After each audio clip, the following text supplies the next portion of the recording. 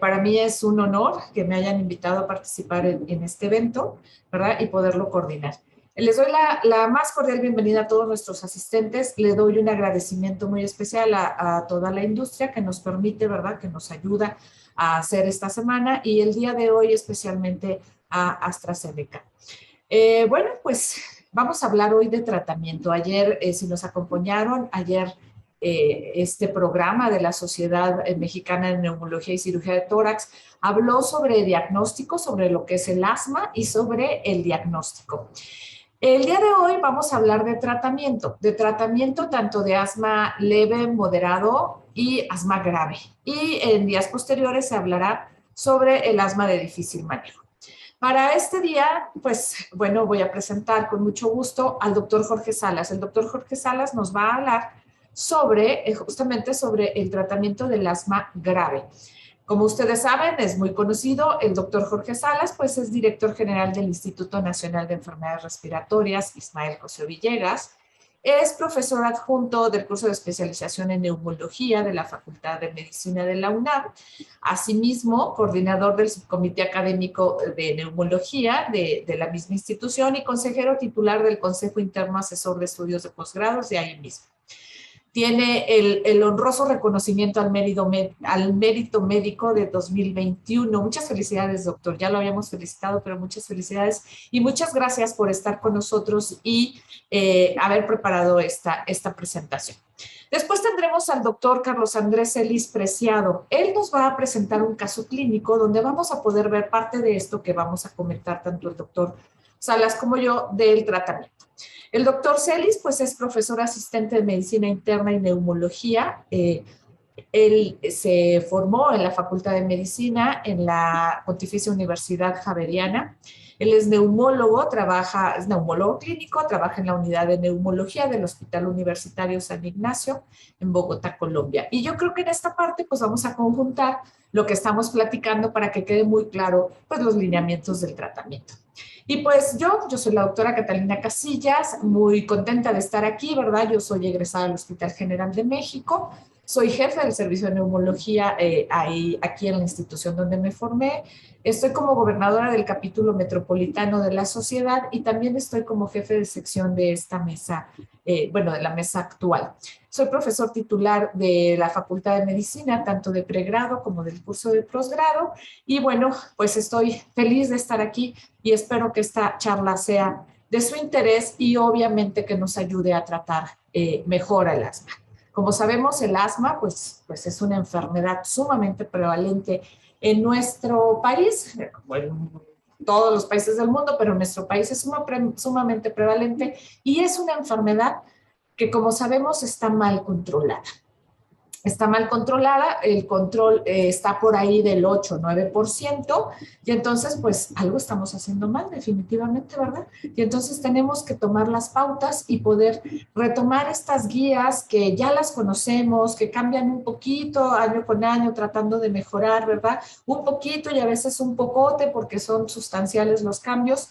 Y bueno, sin más preámbulo me voy a permitir compartir mi pantalla para que podamos empezar. Como les decía, pues el día de ayer se inició con diagnóstico y tratamiento y hoy pues vamos a hablar sobre, dame un segundo, ya está, sobre el tratamiento del asma leve. Y ya sé que ayer hablamos de lo que es el asma, sin embargo quisiera recordar o que tomemos en cuenta esta parte. Es una enfermedad inflamatoria crónica. ¿Y por qué recalco esto? Pues porque el tratamiento debe de ir siempre enfocado a esa inflamación que van a tener los pacientes que nacen con ella. Acuérdense que es una enfermedad con una carga genética importante y que ya traen esa peculiaridad de esa hiperreactividad bronquial. Entonces, es una enfermedad inflamatoria crónica, ¿sí? Que intervienen diferentes células y mediadores de la inflamación y que también tiene pues una disfunción en el músculo liso que está secundado por esa inflamación. Entonces, se puede decir que es un proceso inflamatorio parcialmente interrelacionado entre la vía aérea, entre los bronquios y el músculo, o sea, entre la mucosa y el músculo que los rodea, y esto va a hacer que el músculo, bueno, que se cierre esta vía. Fíjense qué interesante es esta publicación mía, Manejo Integral del Asma. Esto se publicó en el 2021 y muchas de las información que les voy a presentar está tomado de ahí. Esto es un esfuerzo de un grupo de neumólogos mexicanos, ¿verdad? Que quisieron aterrizar las guías. La realidad es que el manejo es similar a las otras guías, ahorita lo vamos a ver, pero en los conceptos y pasando a la población mexicana creo que es un trabajo excelente y por eso me voy a referir mucho a las guías. Y muchas de esta información está extraída de esa publicación del manejo integral del asma.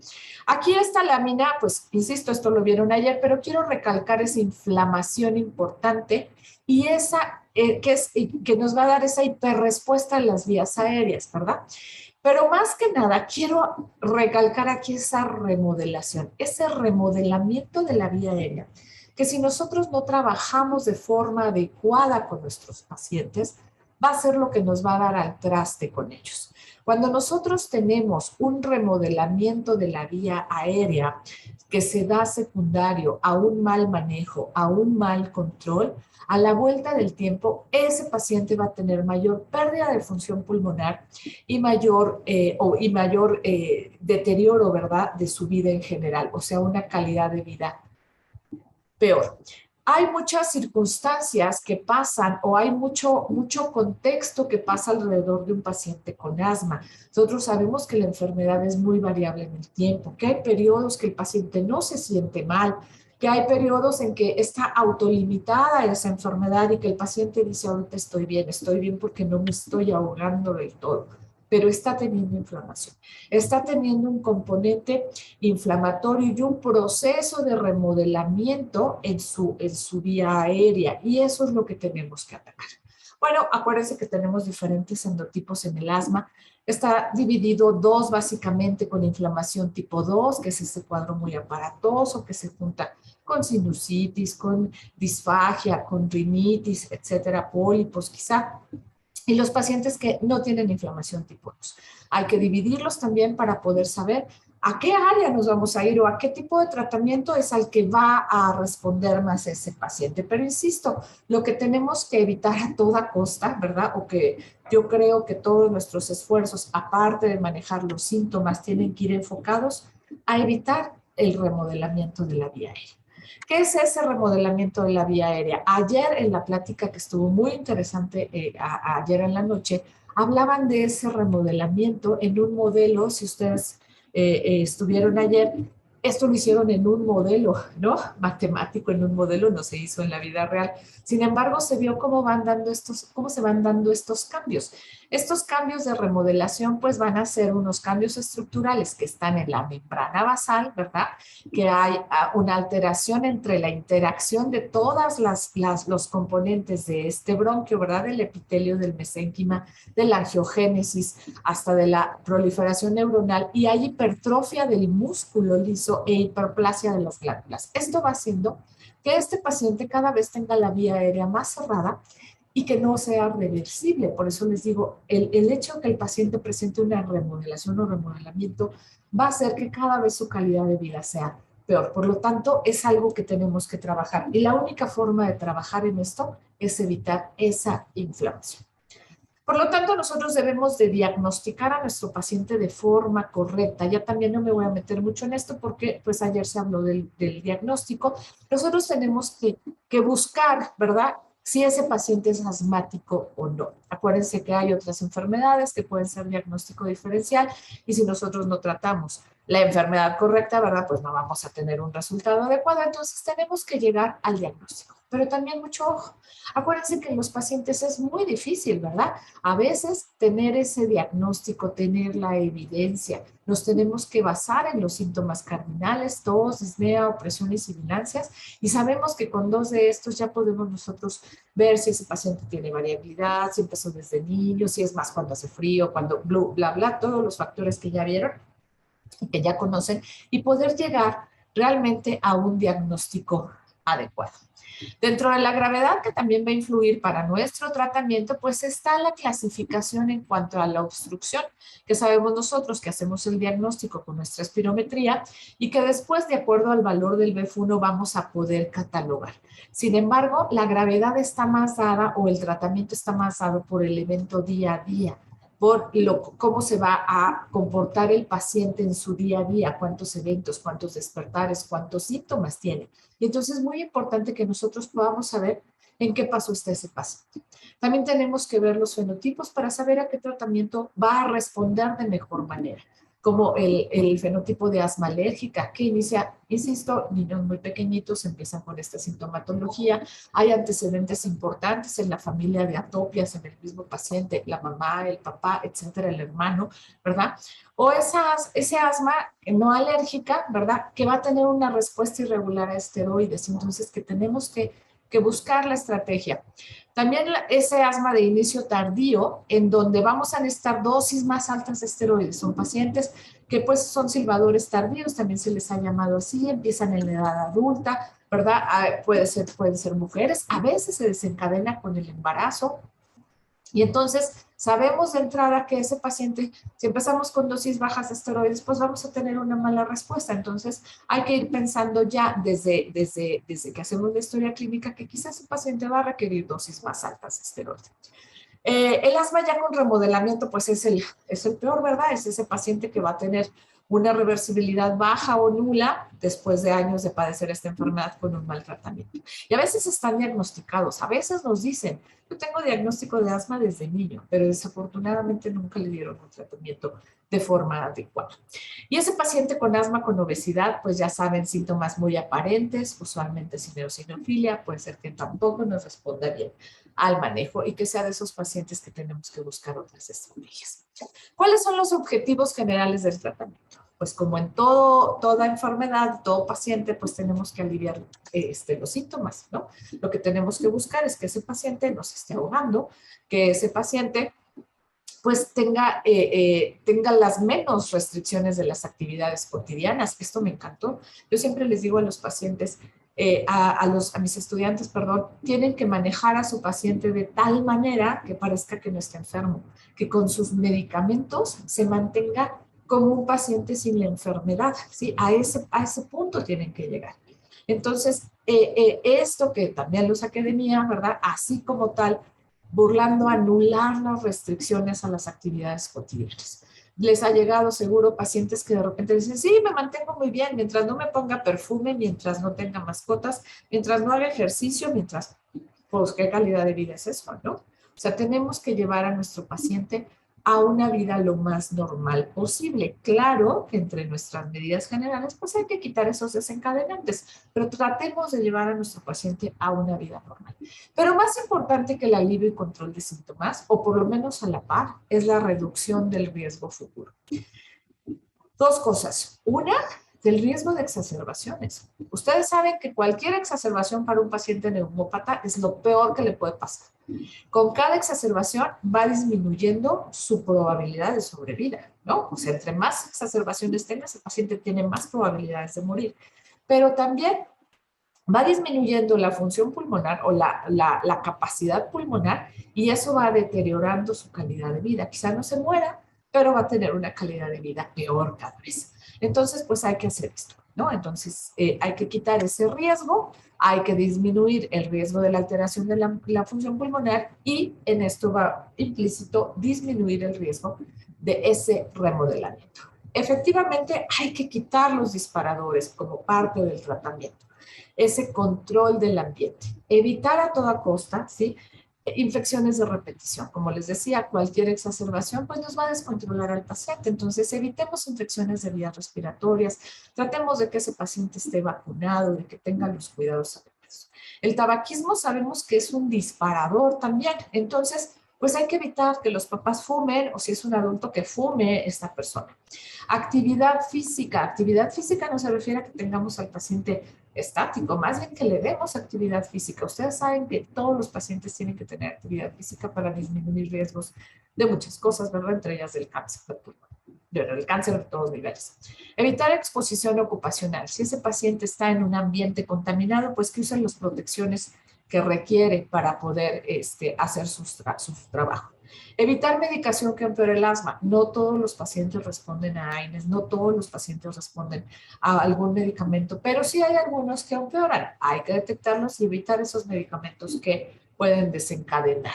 Dieta saludable, evitar exposición a humedad, control de peso es muy, muy importante. Como les decía, siempre ejercicios y los ejercicios respiratorios pues son vitales, ¿verdad? Evitar contaminación intradomiciliaria, y esto se refiere mucho pues obviamente la biomasa, ¿verdad? En casos de biomasa, pero también se refiere a los peluches, al polvo, a la acumulación de ácaros, y entonces hay que indicarle al paciente pues que tiene que tener un aseo específico. Si le gustan los peluches, pues hay que estarlos lavando, hay que estarlos quitando, hay que estar sacudiendo esa habitación, hay que evitar las cortinas de tela, hay que preferir las persianas que se pueden aspirar, etcétera. Hay que ir buscando la dinámica mejor para estos pacientes para evitar pues estas exacerbaciones. Evitar alimentos y químicos alimentarios, obviamente porque pueden desencadenar alergias, ¿verdad? Y el último punto, pues problemas socioeconómicos a veces no está en nuestra mano apoyar, pero sí está en nuestra mano poder determinar, ¿sí? Cómo puede mantener su tratamiento de una forma adecuada y decirle que es mucho más barato mantener un manejo constante que una exacerbación y caer al hospital, ¿verdad? Bueno, sabemos que tenemos ya dentro del manejo farmacológico, pues nuestros medicamentos de rescate, que son básicamente los beta-2 agonistas y los anticolinérgicos. De estos beta-2, pues contamos con el salbutamol y el formoterol, que sabemos que es un beta-2 de acción prolongada, pero con una acción muy rápida. Entonces nos permite ser de rescate. Estos ya sabemos, ¿verdad? Van a mejorar el drenaje mucociliar, van a disminuir la contracción del músculo liso y entonces van a ayudar a la broncodilatación. Y tenemos los anticolinérgicos, que sabemos también que hacen sinergia entre uno y otro, ¿verdad? Estos son obviamente el bromuro de ipatropio, que es el de rescate, y lo que va a hacer es inhibir esa contracción. Sabemos que ambos, ¿verdad? Pueden mejorar los síntomas, pero no van al punto clave, no van a la inflamación, ¿sí? Y estos dos pues se ayudan. También sabemos que el uso de este medicamento de rescate beta-2 adrenérgico, ¿verdad? De acción corta, que es el salbutamol, está perfectamente relacionado al incremento en el riesgo de muerte. Eso se ha demostrado desde hace ya muchos años, ¿verdad? Una década, esto está publicado, que a mayor uso de salbutamol, mayor mortalidad, ¿sí? Mayor el riesgo de muerte. Cuando el paciente usa esteroides, ¿verdad? A mayor uso de esteroides se disminuye la tasa de muertes. Entonces, sabemos que no es el tratamiento de elección, sabemos que el uso indiscriminado, el sobreuso de salbutamol tiene ese riesgo de muerte. Esto, pues, es bien sabido, entonces evitemos. A pesar de que tiene 10 años, nosotros seguimos viendo recetas de pacientes en donde la medicación que se les da, pues es este tipo de beta-2 adrenérgico de acción corta, y pues no debe ser así. Tenemos los de acción prolongada también. En estos de acción prolongada, pues tenemos al formoterol, tenemos al salmeterol. Recientemente el indacaterol fue agregado también a la etapa 4 por las guías españolas en este año. Entonces, bueno, en la guía 5.2, ¿verdad? Entonces tenemos algunos broncodilatadores de acción prolongada. Dentro de los de acción corta que nos pueden servir como rescate, pues tenemos esa combinación de formoterol más budesonida o de formoterol más beclometasona, y sabemos que los podemos utilizar de rescate perfectamente, pero tenemos que cuidar las dosis. 72 microgramos de formoterol o 48 de formoterol en una u otra, con budesonida 72, con beclometasona 48, y esto nos va a permitir, ¿verdad?, que ese paciente, el uso combinado tanto del esteroide, que es el tratamiento adecuado, ¿verdad?, el antiinflamatorio, pues nos sirva como antiinflamatorio y va a reducir el riesgo de muerte. El uso del beta-2 adrenérgico agregado sabemos que nos permite hacer sinergia y nos permite utilizar dosis menores de esteroide, por lo tanto se disminuyen los efectos secundarios.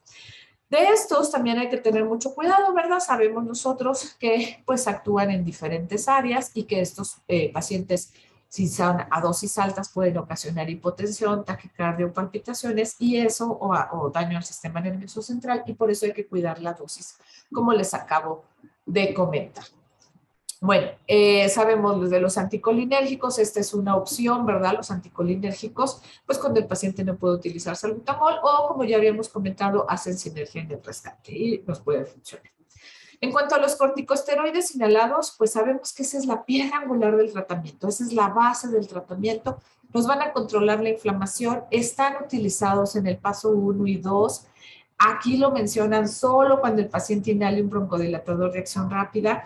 Esto está en veremos, ¿verdad? Ya se ha cambiado, se ha hablado mucho de esto, ayer se habló de eso y ahorita lo voy a retomar. Sin embargo, del paso 2 a 5 pueden estar de mantenimiento todos los días y ese paciente va a estar mucho mejor si está con sus esteroides de mantenimiento día con día y utilizando un rescatador que si yo lo tengo sin nada. Es más, en el paso 1, que el paciente tiene muy pocos síntomas, pues ayer se hablaba, ese paciente puede tener pocos síntomas, pero requerir definitivamente un antiinflamatorio. Quizá no lo siente, pero está inflamado. Tenemos también los antagonistas de los receptores de los leucotrienos, ¿verdad? Que sabemos que nos pueden servir también como antiinflamatorios y por eso están ahí en nuestra tabla, ¿verdad? De manejo en uno de los pasos. Sin embargo, acuérdense que estos medicamentos pueden tener efectos colaterales muy importantes como alteraciones neuropsiquiátricas, ansiedad, alucinaciones, brotes psicóticos, ideas suicidas u homicidas. Y entonces es muy importante tomar en cuenta y ver la dosis adecuada y ver si realmente es un beneficio para el paciente. Tenemos también la medicación biológica en el asma, tenemos estos grupos, no me voy a meter mucho a eso porque esto es tema ya de asma grave, esto lo va a tocar el doctor Sáenz. Y bueno, en resumen tenemos estos medicamentos para poder utilizar en nuestro paciente con asma. Ahora, ¿qué dicen las guías? Pues algo bien importante. Primero tienen que ubicar a su paciente. ¿Y cómo lo vamos a ubicar? Pues paso 1, 2, 3, 4 y 5, como ya saben ustedes. Síntomas de 1 a 2 veces por semana estará en el paso 1. 3 o más veces al mes, pero no diario, paso 2, ¿ok? A partir de que el paciente tiene síntomas casi diario o por lo menos una vez a la semana tiene despertares por asma, ese paciente ya está en 3. Y mucho ojo, cuando un paciente está saliendo de crisis, ¿dónde lo voy a poner? En este paso, en el 3. Mi paciente sale de crisis, va para este paso. ¿Qué pasa en el 4? Pues es igualito al 3, pero ya tiene daño en la función pulmonar. ¿Se acuerdan de la función pulmonar que les puse? Bueno, aquí este paciente ya tiene daño en el BEFU. Y el paso 5 es ese paciente que no responde. Aquí no vamos a iniciar nunca. Vamos a iniciar en estos, dependiendo en dónde podamos catalogar a nuestro paciente. Y después, si no responde, entonces lo podremos catalogar como un 5. Esto también viene en la guía mía. Y fíjense, iniciar paso 2 con la regla 3-2-1. Está bien fácil, ¿no?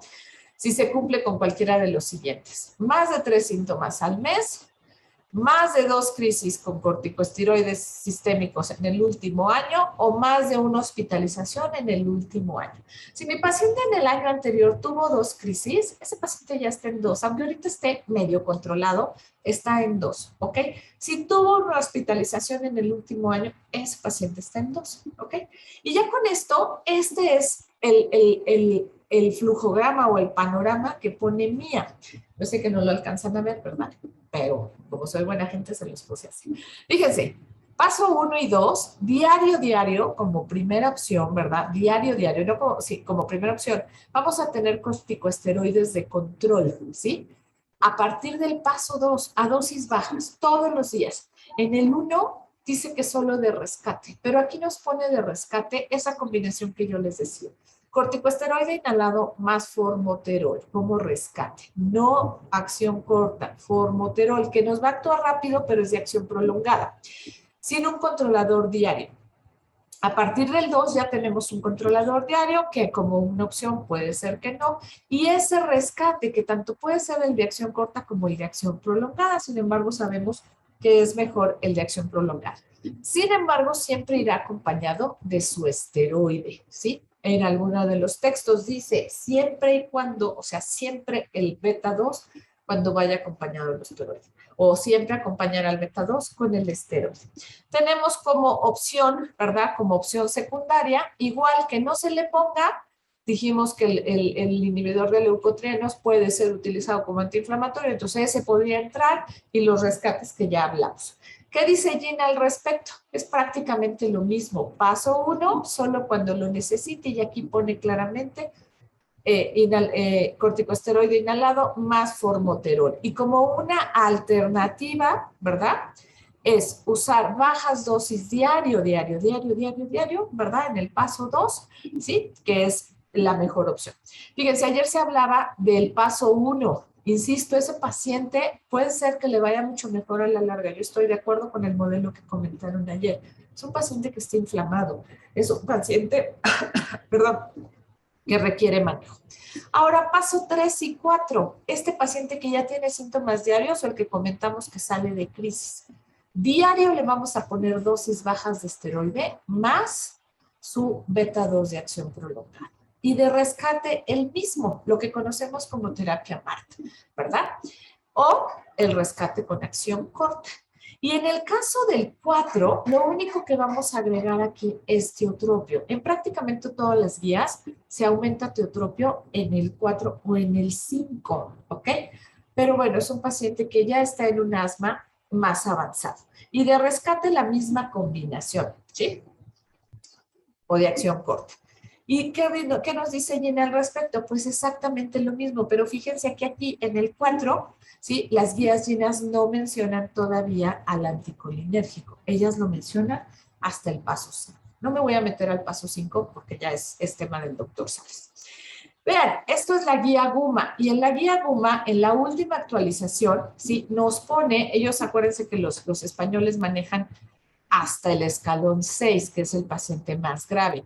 Y ellos manejan los anticolinérgicos desde el 4 también, pero solo en otras opciones, ¿ok?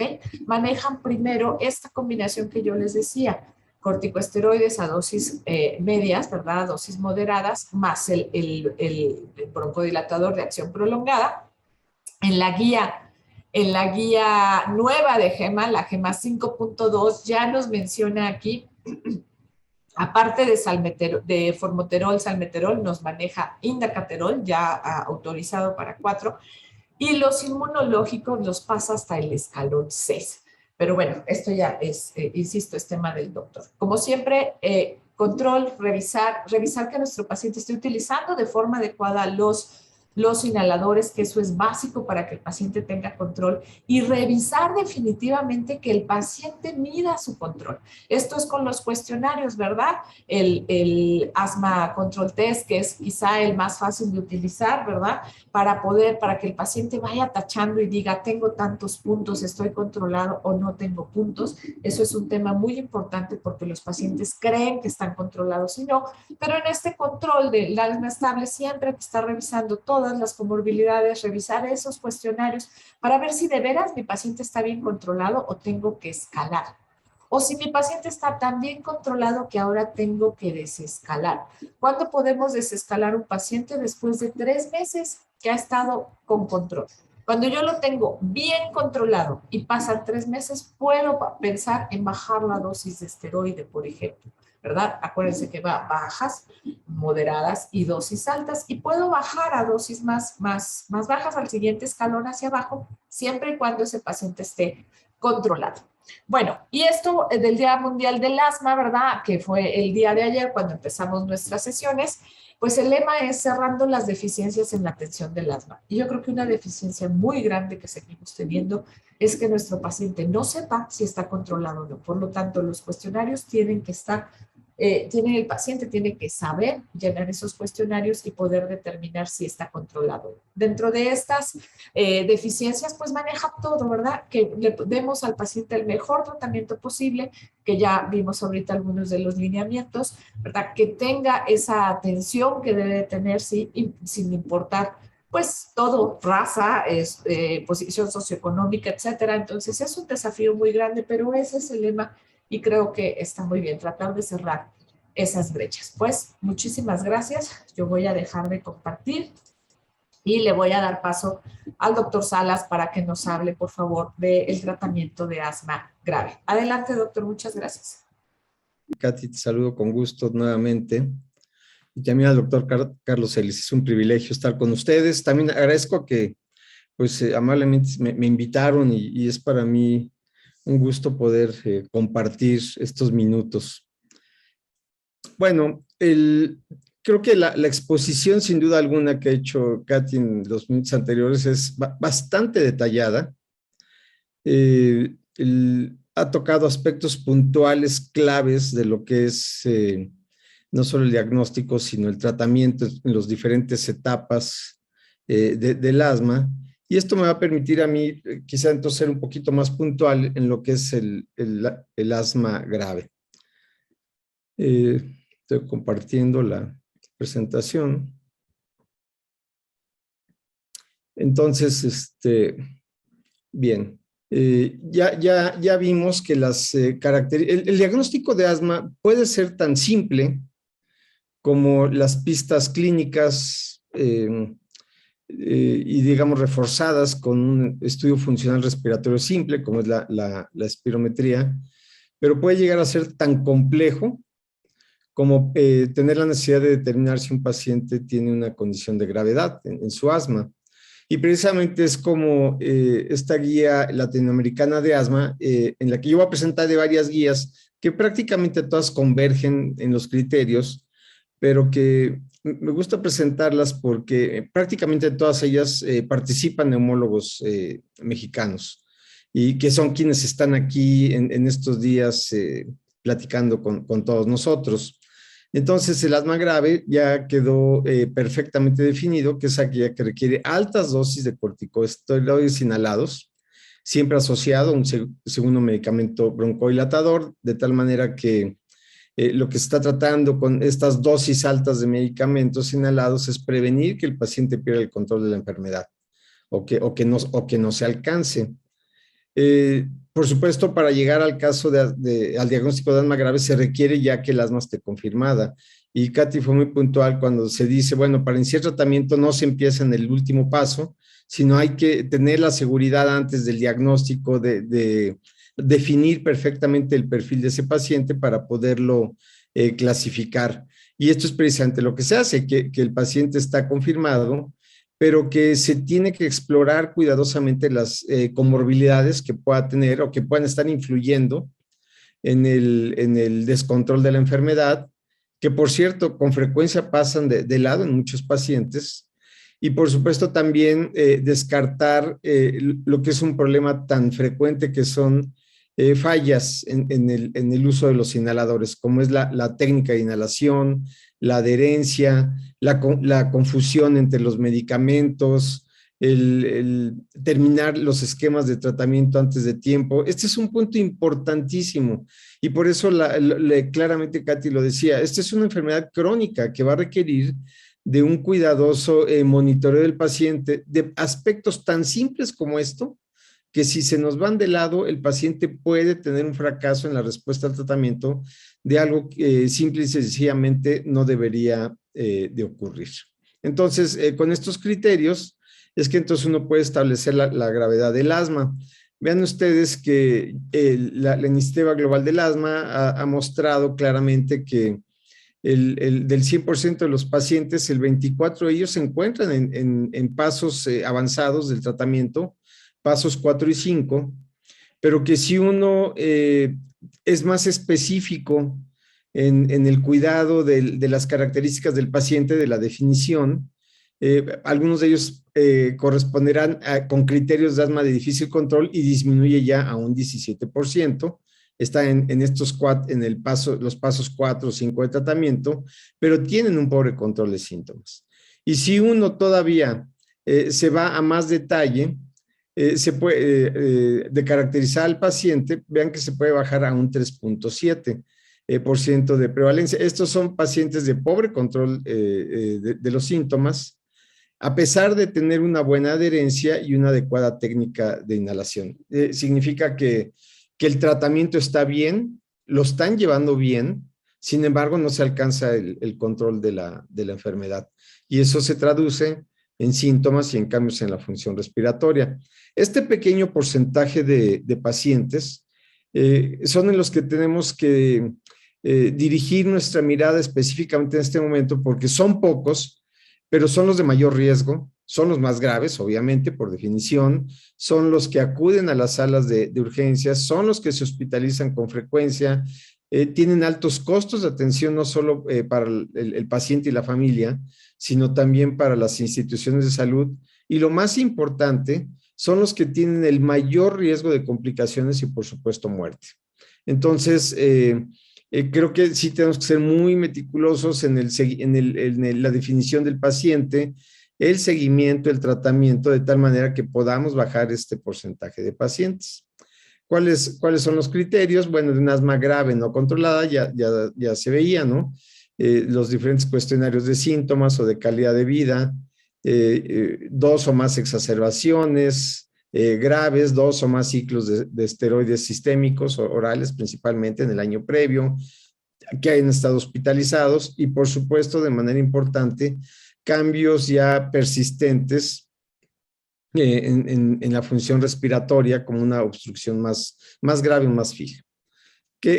¿Cómo se asocia esta gravedad o cómo se identifica? Bueno, repito, los pacientes tienen más síntomas, mayor consumo y número de medicamentos y dosis, más utilización de los servicios de salud, menos respuesta al tratamiento de los pasos que claramente se han visto en la conferencia previa y, por supuesto, necesidad de estar utilizando los esteroides sistémicos. Sin embargo, puede haber varias formas en que se exprese, a lo mejor por los médicos, pacientes que comparten más o menos los mismos criterios y que algunos les podemos llamar de difícil tratamiento, otros crónica grave, aguda grave, resistente, etcétera. Y lo que tenemos que hacer siempre es tratar de definir con los diagnóstico correcto y con los términos correctos. Bien, estas tablas, la verdad es que son bastante útiles porque no necesita uno aprenderse de memoria todo esto. La verdad es que es mucho de sentido común. A veces hasta el número de medicamentos. Hay un arsenal amplio de medicamentos. Afortunadamente en México disponemos prácticamente de todos. Sin embargo, creo que en términos generales, si los clasificamos por su forma de actuar, se nos simplifica mucho en la memoria los esquemas de tratamiento. Ya se han visto aquí que la clave del tratamiento son los esteroides inhalados y la asociación con un beta-2 agonista de acción prolongada, en este caso como el formoterol y budesonida, que es una excelente asociación, pues lo podemos utilizar, ustedes ya lo vieron aquí, como dosis de rescate o ya dosis de mantenimiento, porque afortunadamente existen diferentes dosificaciones en las formas de presentación disponibles. El punto es cuando, repito, el paciente está con síntomas persistentes, la función pulmonar está disminuida y a pesar de que el tratamiento está bien implementado y bien llevado por el paciente. Entonces es cuando se pasa a este último nivel, al paso 5, y que es el que nos corresponde prácticamente a la mayoría de nosotros, en el que aquí hay varias opciones de tratamiento. Por supuesto, la base siguen siendo los esteroides inhalados con el broncodilatador de acción prolongada asociado en un inhalador, ya sea como mantenimiento o como rescate, y dependiendo de las características del paciente, pues uno va ya agregando, tiene la opción de agregar el anticolinérgico, como se había visto, pero uno ya tiene la opción de agregar los biológicos. Y dependiendo también de estos biomarcadores uno puede determinar, ser más simple para nosotros, determinar qué biológico puede ser útil para el paciente. Hay otros esquemas que en algunas guías se proponen con medicamentos como acitromicina o termoplastías, algunos otros que pueden ser bastante discutibles y quizá más adelante se pueda hablar algo sobre eso, que es como se ve aquí. Todos los pacientes requieren educación, tienen que saber la enfermedad y el tratamiento, participar activamente en el control ambiental de su entorno y tratar a todos aquellos padecimientos alérgicos u otras comorbilidades que son frecuentes y que sabemos que si no se controlan, pues el paciente puede tener no solo la comorbilidad descontrolada, sino eso a su vez el asma. Bueno, lo que les decía en estos escalones como la guía española, que va a 6 niveles, y ustedes ven que prácticamente en el último es donde participan ya, incluyen los biológicos, y en el paso anterior está el tiotropio, los antileucotrienos, con todo este riesgo de efectos secundarios que creo que uno tiene que pensarlo más de 2 veces si vale la pena iniciar el tratamiento. Por ejemplo, ellos ponen teofilina, que también pues, es muy discutible, creo que hoy en día ya su utilidad por las reacciones adversas o reacciones secundarias que puede tener, y yo pienso que su pobre utilidad comparada con medicamentos inhalados, y pues también la aspirina, que para mí en lo personal es bastante discutible. Yo en lo particular, pues lo que me parece mucho mejor es lo que se ve aquí, esteroides, broncodilatador de acción prolongada en dosis altas, y asociarlo a cualquiera de los biológicos que hay disponibles. Ya otras opciones de tratamiento como la termoplastía, bueno, no es fácil, se requieren los equipos, se requieren los expertos, son procedimientos de alto riesgo, porque son pacientes graves, son procedimientos invasivos, y también creo que hoy en día ya al paso de algunos años de que se ha utilizado la termoplastía, me parece que ya puede ser bastante discutible su utilidad. En algunos centros lo usan más, nosotros en lo particular en el INER le hemos empleado en algunos pacientes durante algún tiempo, pero no es un procedimiento ni siquiera de rutina en este tipo de pacientes. Se analiza bastante si puede tener un beneficio porque los riesgos son altos. Y a lo mejor lo que yo siempre digo, donde uno no le falla, ya en el peor de los escenarios, pues es el uso de esteroides sistémicos, o sea, por vía oral, en las dosis que uno considere que el paciente requiere. Y que a veces, en muchas ocasiones, los neumólogos manejamos perfectamente los esteroides sistémicos y sabemos, creo que, anticiparnos a muchos de sus efectos secundarios o mantenerlos bajo control. Si uno ya decidió el dar cualquiera de estas opciones, bueno, para cada cosa, para el asma, hay que confirmar el asma, y hay resultados con los que uno se apoya para el diagnóstico de asma. No solo es lo clínico, sino la obstrucción reversible, las mediciones de algunos biomarcadores como los eosinófilos, en sangre, en expectoración. En fin, creo que tenemos varias opciones, y quienes tienen equipos simples como que nos ayudan a determinar la fracción espira del efeno, el óxido de nitrógeno, pues son pruebas bastante simples y muy útiles, prácticamente pues no invasivas, ¿no? Hay que determinar siempre el nivel de control, que ya se ha analizado aquí en las 2 presentaciones. Tener perfectamente los criterios claros de interpretación para determinar que el paciente es grave por las características clínicas y funcionales. Y bueno, pues entonces se inicia el tratamiento y hay que hacer un monitoreo muy estrecho. Son pacientes que requieren una atención mucho más cercana que otro tipo de pacientes. Aquí ustedes lo pueden ver de manera clara, ¿no? Si es un paciente ya con criterios de asma grave y la enfermedad está descontrolada, pues hay que determinar si es un paciente alérgico. Aquí caben ya los biológicos, como ustedes lo están viendo aquí. Si el paciente no tiene no es alergia, pero pues están determinando los niveles de eosinofilia o de feno, o eosinófilos en sangre, en expectoración. Bueno, pues cuando hay estas características, hay paso también para la indicación de las diferentes opciones de biológicos.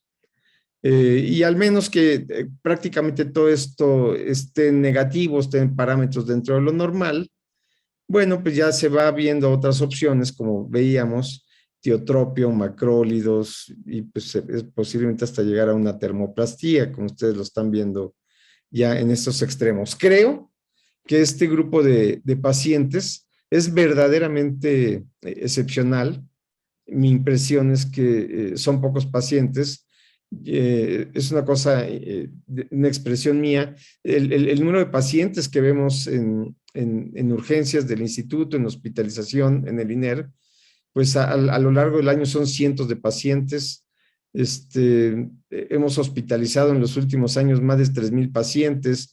En urgencias se han atendido más de 8,000 crisis asmáticas, y más o menos creo que por eso podemos tener más o menos un criterio de que muy pocos pacientes que se estudian van a caer en estos extremos. Pero pues a nosotros como especialistas es a quienes nos va a corresponder el tener la seguridad si se da el paso a procedimientos invasivos o a otras opciones o no. Una vez que se decide el uso de estos biológicos, bueno, pues hay criterios que nos permiten determinar la respuesta, criterios mayores, criterios menores, que ustedes lo están viendo, si el paciente no tiene crisis, si el control de sus síntomas mejoró notablemente y pudimos retirar el esteroide oral o bajar las dosis de los esteroides, sin duda, pues esos son criterios mayores de buena respuesta, ¿no? Y entonces, el otro punto vendrá después, en qué momento lo retiro, que eso lo comentaré al final de la presentación. Todos conocemos, y ya lo mencionaba Katy muy bien, lo que sucede en el epitelio, los diferentes participación de células con los mediadores que producen, y bueno, los efectos que producen en el bronquio, que algunos pueden ser reversibles, otros pueden ser irreversibles, y esto es a lo que uno siempre se va a tener que anticipar.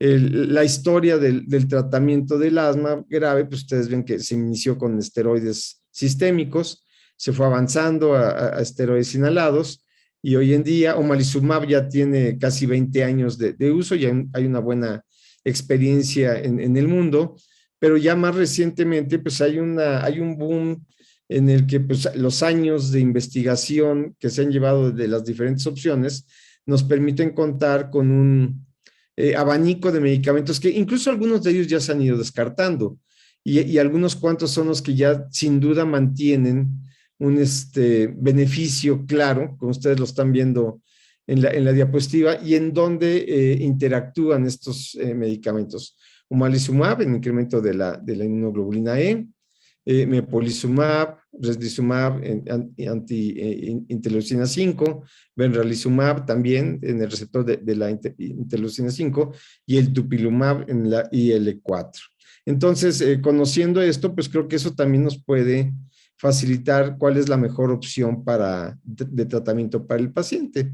Ustedes lo ven aquí en la extrema derecha, conociendo el mediador, cuál sería la mejor opción de tratamiento, y que es en estas cadenas de estimulación de células, de cambios anatómicos y de participación de diferentes mediadores, en donde van participando cada uno de estos medicamentos que sin duda han cambiado y estarán cambiando la vida de estos pacientes que antes había sido muy difícil controlarlos.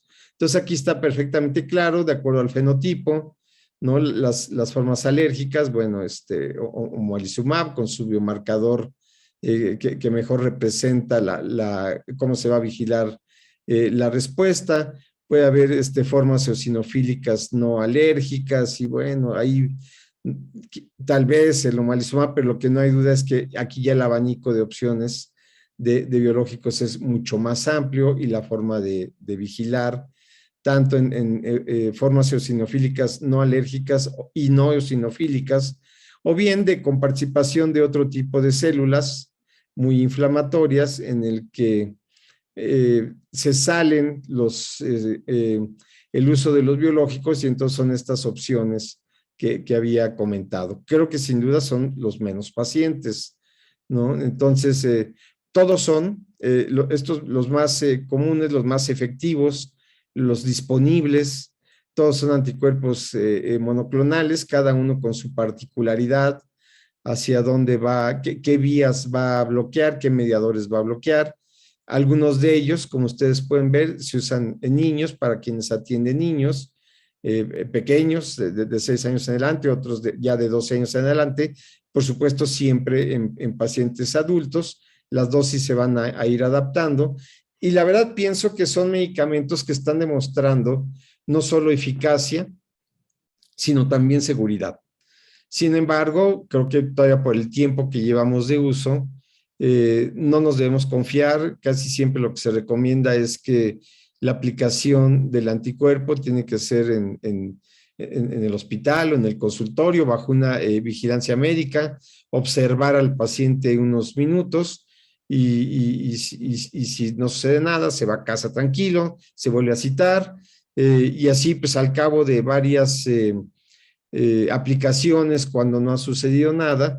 Por ejemplo, en el caso de Dupilumab, pues el paciente se lo autoaplica y puede ya llevárselo a casa cuando uno ya tiene la seguridad de que no pasa nada, ¿no? Entonces, todos disminuyen las exacerbaciones, prácticamente la mayoría mejoran la función pulmonar, y creo que no hay duda del beneficio de todo este grupo de medicamentos que tenemos que mejorar, insisto, nuestra práctica, pero podemos tener la tranquilidad de que son medicamentos de alta eficacia y también de alta seguridad. Muchas gracias. Doctor, y pues, doctor Celis, iniciamos con su presentación, si me hace favor. Muchas gracias por la invitación. Estos son mis conflictos de interés. Y después de esas completas presentaciones de la doctora Casillas y el doctor Salas, quisiera dirigirme o enfocarme en el tema de los biomarcadores, porque pienso que es tal vez el tema en asma grave que en los últimos 2 años ha tenido un desarrollo adicional. Y quiero comenzar con un caso clínico de una paciente de 55 años, profesora de inglés, que consultó por a consulta después de un episodio de asma grave casi fatal que requirió manejo en la unidad de cuidado intensivo. Tenía un inicio del asma a los 40 años, con estas comorbilidades, reflujo, sinusitis crónica y pólipos de 10 años de duración, hipotiroidismo, diabetes y dislipidemia, todos efectos secundarios del uso repetido de esteroide sistémico, con 3 cirugías de pólipos, la última hacía 5 años y sin antecedentes relevantes desde el punto de vista alérgico.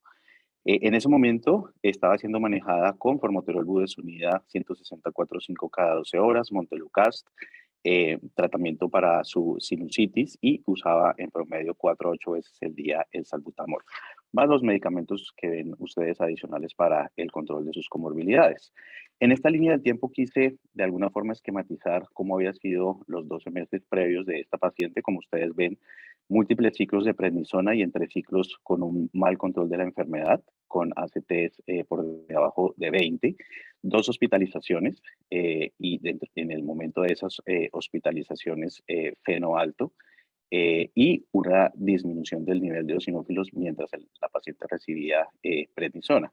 La última hospitalización, que fue la hospitalización del episodio de asma casi fatal, pues requirió ventilación mecánica y en ese momento llegó con unos eosinófilos de 600 y un feno de 66 en el momento de la salida, con un cuestionario de calidad de vida pues que hablaba, digamos, del compromiso importante de la enfermedad.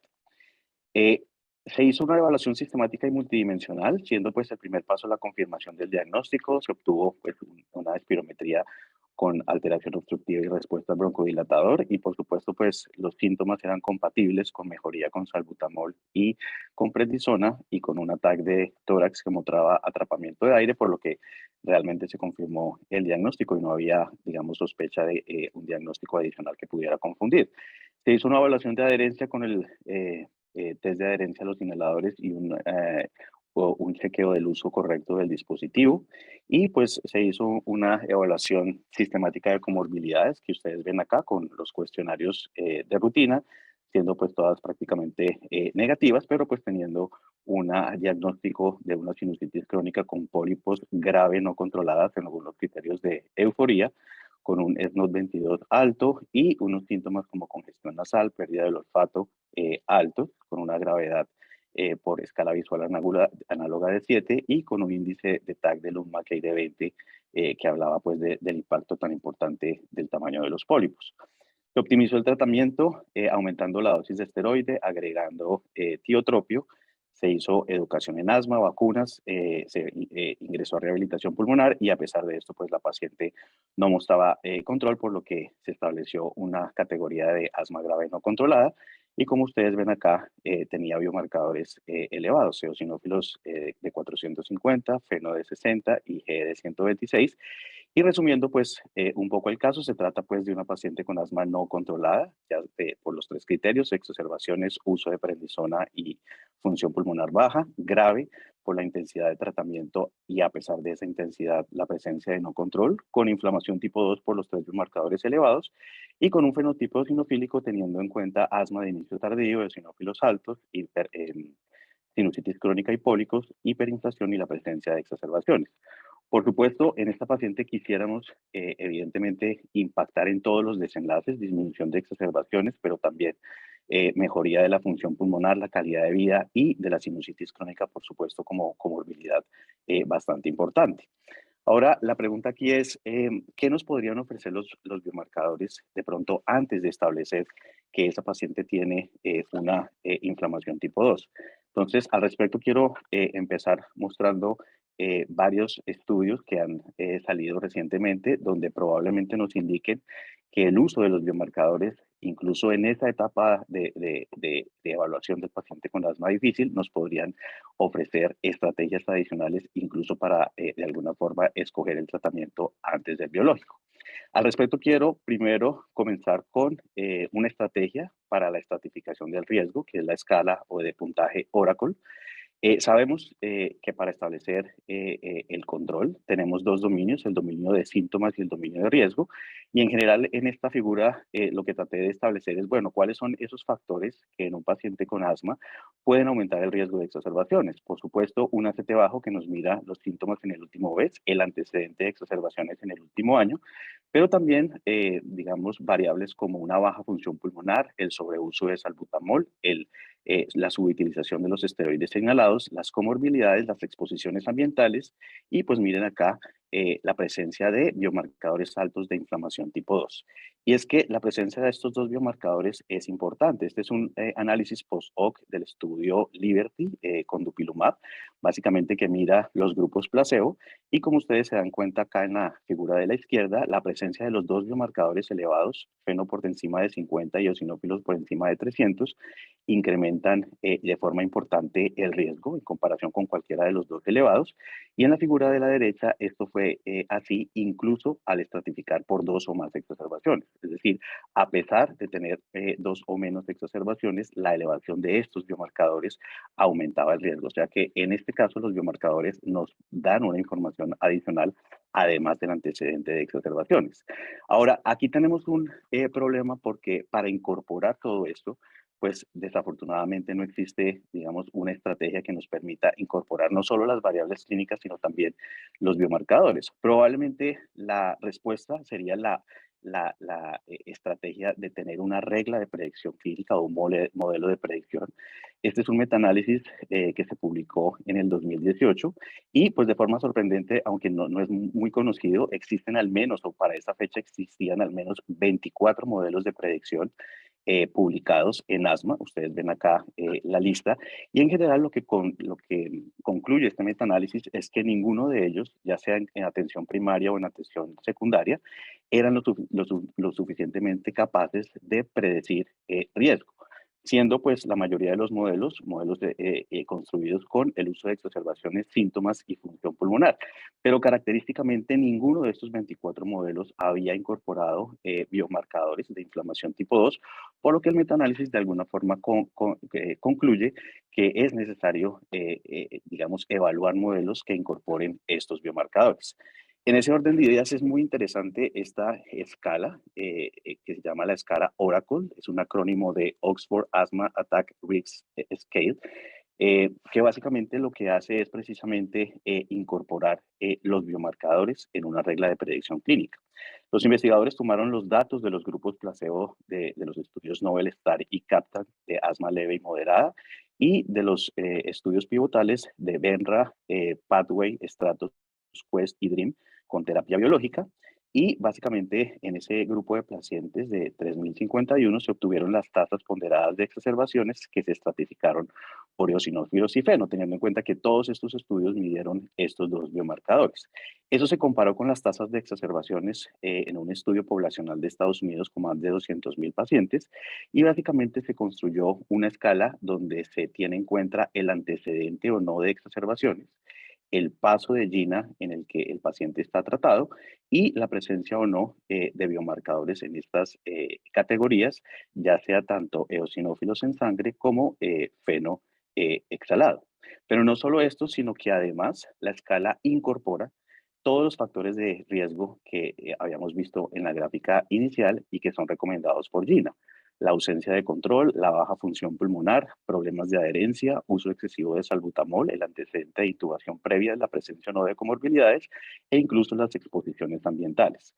Entonces, básicamente lo que nos proporciona esta escala es una escala donde prácticamente todas las variables que veíamos en esa figura están incorporadas, incluido el paso de GINA, y esta escala nos permitiría primero estratificar el riesgo, es decir, establecer cuál es el riesgo de una exacerbación en el año siguiente del paciente que tenemos al frente y qué pasaría o en qué magnitud se disminuiría ese riesgo si instauramos una terapia antiinflamatoria.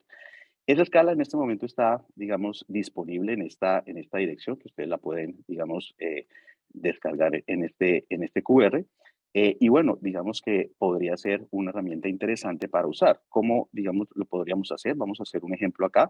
Por ejemplo, este paciente tuvo una exacerbación en el año previo, estaba en un paso 4 de GINA, tenía al menos 2 o más de esos factores que habíamos mencionado y tenía eosinófilos más de 300 y feno más de 50. Cuando calculamos esta escala, nos dice que esta es la tasa anualizada en el año siguiente de exacerbaciones, teniendo en cuenta que una tasa de un paciente placebo con asma leve es de 0.06 y que si instauramos una terapia antiinflamatoria reduciríamos alrededor de 72% el riesgo de exacerbaciones. Entonces, esta escala surgió o sufrió esta validación inicial en el estudio que les comenté y posteriormente se publicó un estudio donde se validó de forma posterior básicamente en 3.925 pacientes y básicamente lo que se encontró es que las frecuencias ponderadas medias fueron muy similares tanto en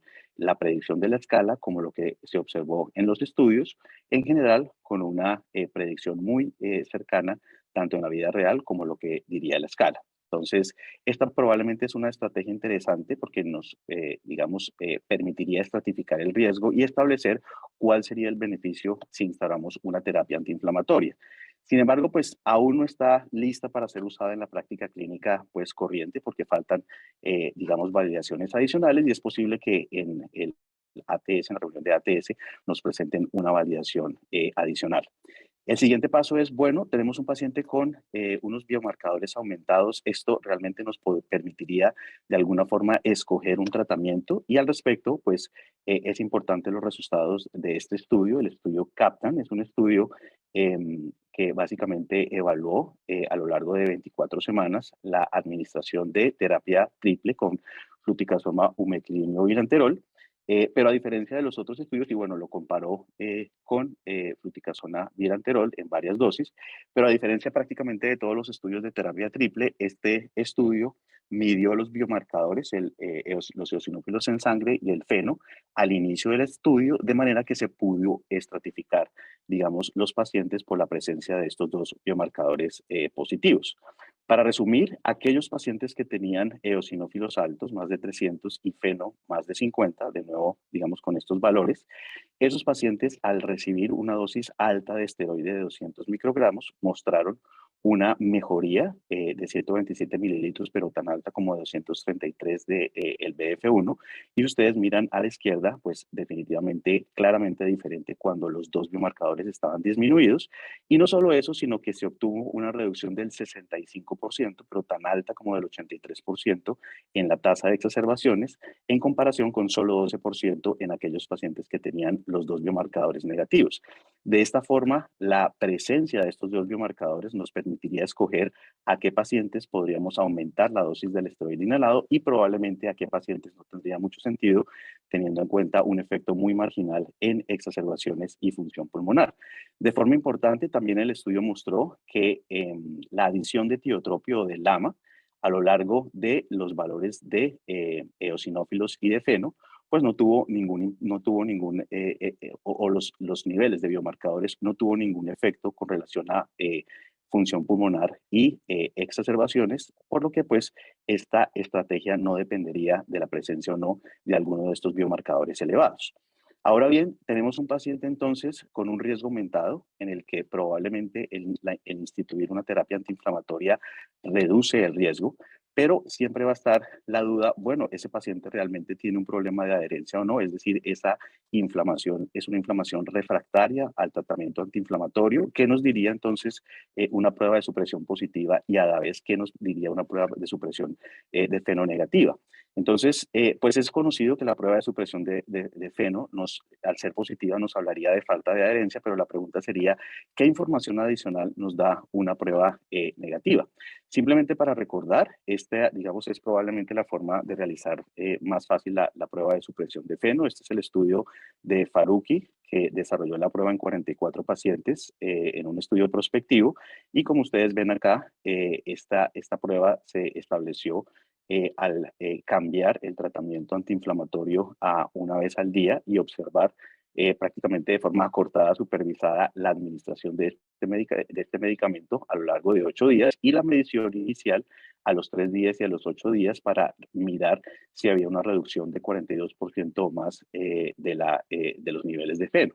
Entonces sabemos que si hay una prueba positiva, ya sea a los 3 u 8 días, nos está hablando que probablemente tenemos una inflamación que es respondedora al tratamiento antiinflamatorio y probablemente está relacionada con no adherencia, pero la pregunta sería, bueno, cuando esta prueba es negativa, qué nos informa?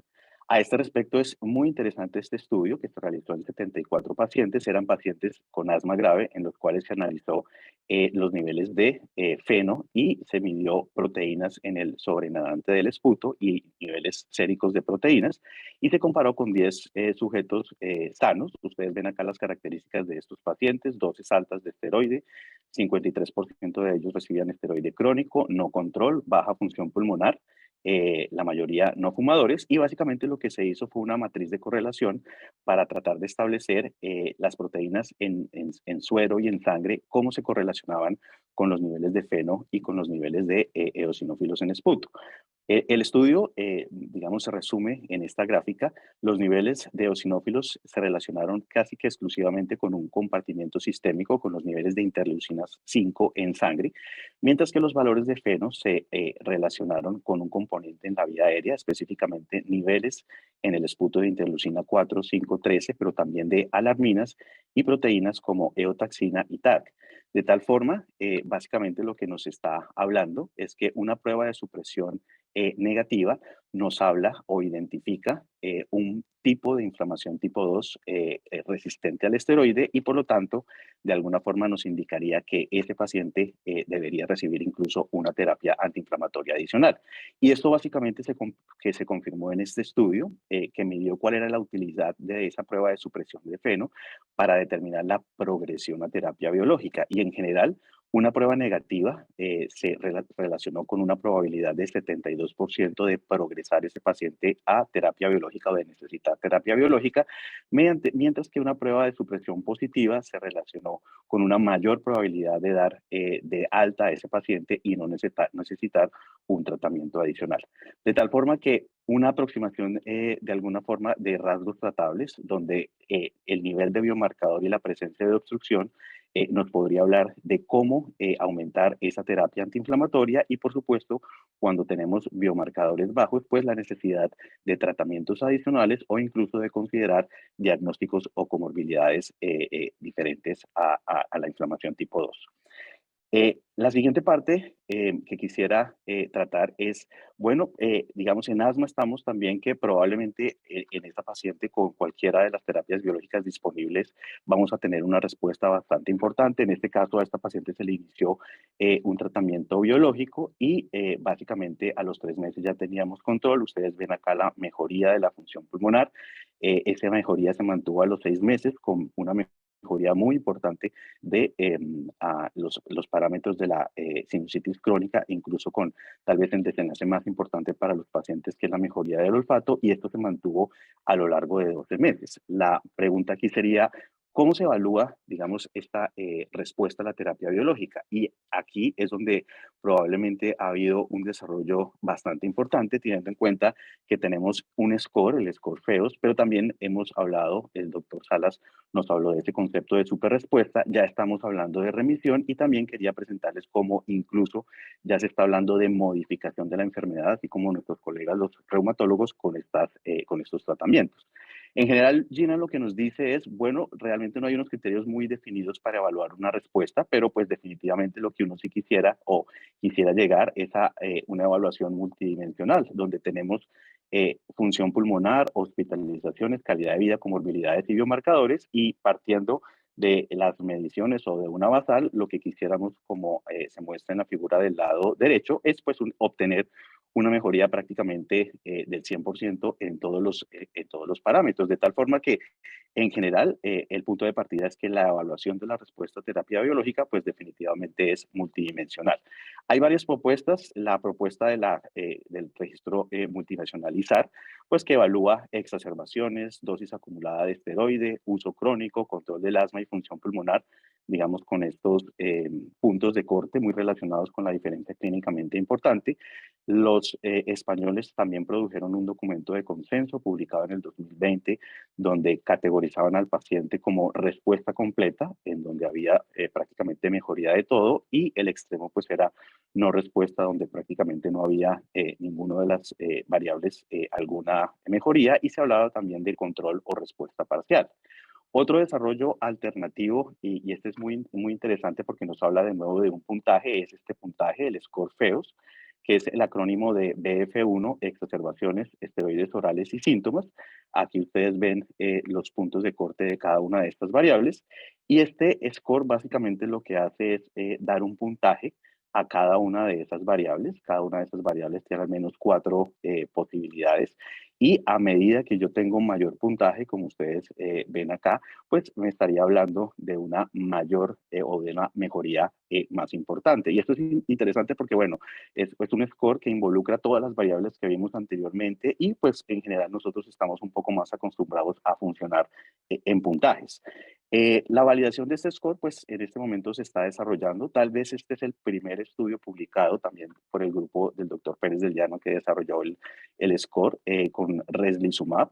Es un grupo de pacientes, 280 pacientes, como ustedes ven acá, pues eran pacientes graves, con al menos 3 exacerbaciones en el último año, mal control de los síntomas, una terapia, digamos, aumentada, incluso 42% de ellos ya venían recibiendo terapia biológica, y lo que ellos muestran es cómo a lo largo del tiempo, a lo largo de 6 meses, 12 meses y después, digamos, de 12 meses de tratamiento, pues el medicamento se asoció con una mejoría del score de FEOS hasta el 74%, un puntaje de 74%. Recordemos que a mayor puntaje, mayor la mejoría, y de alguna forma esto se logró incluso tan temprano como a las 16 semanas. Entonces, esto es interesante. Digamos, el puntaje parece ser sensible al cambio y vamos a ver si adicionalmente va a haber una validación con los otros biológicos. Existe también el criterio de superrespuesta y el doctor Salas pues, nos explicó que había unos criterios menores y unos criterios mayores. Digamos que esto fue un consenso de más de 100 neumólogos y alergólogos de todo el mundo. Y pues de nuevo, lo que se trata es de alguna forma de tener puntos de corte de esta evaluación multidimensional. Aquí de pronto es donde se ha tenido un poco más de desarrollo porque los medicamentos antiinterleucina 5, MEPO y Benra, han publicado cada uno 2 estudios. Ustedes ven acá las características de los estudios, en general pacientes con asma grave, muchos de ellos con antecedente biológico previo, con eosinófilos elevados y ustedes ven el porcentaje de lograr esa superrespuesta que en general podría situarse más o menos en un 40% con estas estrategias. Ahora, predictores de que ese paciente que tengo al frente va a llegar a esa categoría, pues son predictores ya de alguna forma conocidos con estos tipos de biológicos, eosinófilos altos, sinusitis crónica y pólipos, asma de aparición tardía, baja dosis de esteroide, baja función pulmonar al inicio y menos alergias. Entonces, pues, de alguna forma, este concepto pues, se ha venido desarrollando. Sin embargo, después de la publicación de estos 4, digamos, estudios, hasta este momento no ha habido una publicación adicional. Tal vez el concepto que más se ha venido desarrollando, y esto prácticamente es en el último año, es el concepto de remisión. Digamos que estábamos acostumbrados a hablar de remisión espontánea del asma, digamos que no voy a tratar ese tema acá, pero a raíz de este también consenso de expertos que se publicó en el marzo del 2020, pues varias publicaciones han tratado de establecer, bueno, estamos ya en el momento de hablar de remisión de la enfermedad y cuáles serían esas implicaciones. Entonces, este es el concepto del que les hablé, fue también un panel de expertos en donde se habla de remisión clínica en el tratamiento, aquel paciente con más de 12 meses donde prácticamente no hay síntomas por un instrumento validado, la función pulmonar se ha estabilizado, no hay uso de esteroides para exacerbaciones y tanto el médico como el paciente están de acuerdo que se ha logrado esa categoría. Y existe una categoría adicional que es la remisión completa, en el tratamiento, donde además de esos criterios previos, pues se habla de que hay una mejoría, una reducción de biomarcadores y en el contexto clínico apropiado de investigación de una hiperreactividad bronquial negativa. Entonces, ¿cuál ha sido, digamos, la evidencia de que podemos llegar a esta categoría con los biológicos? Existen hasta este momento 2 publicaciones, un póster de dupilumab y un estudio que se publicó recientemente, hace menos de un mes, con benralizumab. Y tal vez estos son, digamos, las 2 primeras evidencias que tenemos de si podemos llegar allá y cuál sería el porcentaje de pacientes que llegan a esta categoría. El primero de ellos fue un subanálisis del estudio Liberty con dupilumab y se consideró en este caso remisión clínica del asma, que el paciente que tenía signo de exacerbaciones, una CQ menor de 15 y función pulmonar con un BF1 por encima del 80% del broncodilatador. Ustedes ven acá que a las 24 semanas el 30% de los pacientes lograron esta categoría y esto fue de 20% a los 52 semanas. Y esto pues básicamente fue o estuvo relacionado con una mejoría incluso tan temprana como a las 24 semanas. En el caso de benralizumab, lo que se hizo fue un análisis de los estudios Calima y Sirocco a 52 semanas y Sonda, con estos parámetros, una CQ menor de 1,5, una mejoría del BF1 por encima de 100, 0 exacerbaciones y 0 uso de esteroide oral. Y como ustedes ven acá en los subanálisis de los estudios pivotales, 15% de los pacientes llegaban a esta categoría y 23% en el subanálisis del estudio de suspensión o supresión de dosis de esteroide, que fue el estudio Sonda. Tal vez el estudio que de alguna forma nos acerca un poco más a ese concepto de remisión clínica es este estudio. Recordemos que remisión clínica es la remisión, la remisión completa es la remisión clínica más la presencia de al menos biomarcadores disminuidos. Es este análisis de una cohorte prospectiva de 114 pacientes con asma grave que recibieron antiinterleucina 5. ¿Cuál es la diferencia, digamos, de esta cohorte? Pues que aquí ya había un seguimiento más extenso de por encima de 2 años, y como ustedes ven acá, ya se incorporaba dentro de los criterios una disminución de menos de 50 partes por billón de feno y un control completo de comorbilidades asociadas a inflamación tipo 2. En este caso se logró esa super respuesta, pero pues probablemente muy cercano al término de remisión completa, teniendo en cuenta esos criterios adicionales en el 14% de los pacientes. Y de nuevo, predictores como sinusitis crónica y pólipos, asma de aparición tardía y mejor función pulmonar se volvieron a, digamos, evidenciar en estos pacientes. El concepto tal vez ha evolucionado un poco más y recientemente, el 23 de abril, se publicó, digamos, este casi que editorial por los doctores Guy Brussel, Walter Canónica, David Jackson, el doctor Nair, Roland Bull y Christian Virchow, donde de alguna forma se revisa cuáles podrían ser esos criterios de remisión y se establece que en general cualquier medicamento que se asocia a remisión de asma podría también, digamos, reunir los conceptos o la definición que ellos proponen de modificación de la enfermedad. Entonces, según, digamos, el concepto de ellos, podríamos ya estar hasta en presencia de medicamentos modificadores de la evolución natural de la enfermedad. Ahora bien, todos hemos tenido, y en general la gran mayoría de pacientes responden muy bien, y hemos visto pacientes que tienen, digamos, una respuesta muy importante, pero también de alguna forma estamos viendo pacientes que, a pesar de elegir su tratamiento de acuerdo a criterios de elegibilidad, criterios de predicción y, digamos, biomarcadores que nos dicen que probablemente esta es la mejor estrategia, siguen presentando exacerbaciones, y esto incluso después de una mejoría inicial o incluso sin lograr esa mejoría. La pregunta aquí sería realmente cómo establecer si realmente es el biológico el que está fallando, o cómo podríamos achacarle la presencia de esas exacerbaciones al biológico. Y tal vez el estudio más interesante con relación a esto es el estudio MEX, en donde de nuevo los biomarcadores vienen al rescate. En general, pues hay varios factores que están relacionados con una respuesta subóptima a la terapia biológica, digamos, factores relacionados con el paciente, factores relacionados con el medicamento, pero pues probablemente el más importante sería la persistencia de inflamación tipo 2 y específicamente asociada a la presencia de exacerbaciones. Entonces, este es un estudio muy interesante porque es un estudio de pacientes en terapia biológica que venían recibiendo una antiinterleucina 5 en 4 centros de asma en el Reino Unido. Y estos pacientes, pues cuando tuvieron exacerbación en terapia biológica, se les hizo mediciones en ese momento de la exacerbación de biomarcadores en sangre, en esputo y en feno. Y como ustedes ven acá, pues eran pacientes que cumplían todos los criterios de asma grave, con una mala calidad de vida, mal control, con una mediana de 50 eosinófilos, teniendo en cuenta que ya tenían tratamiento antiinflamación tipo 2.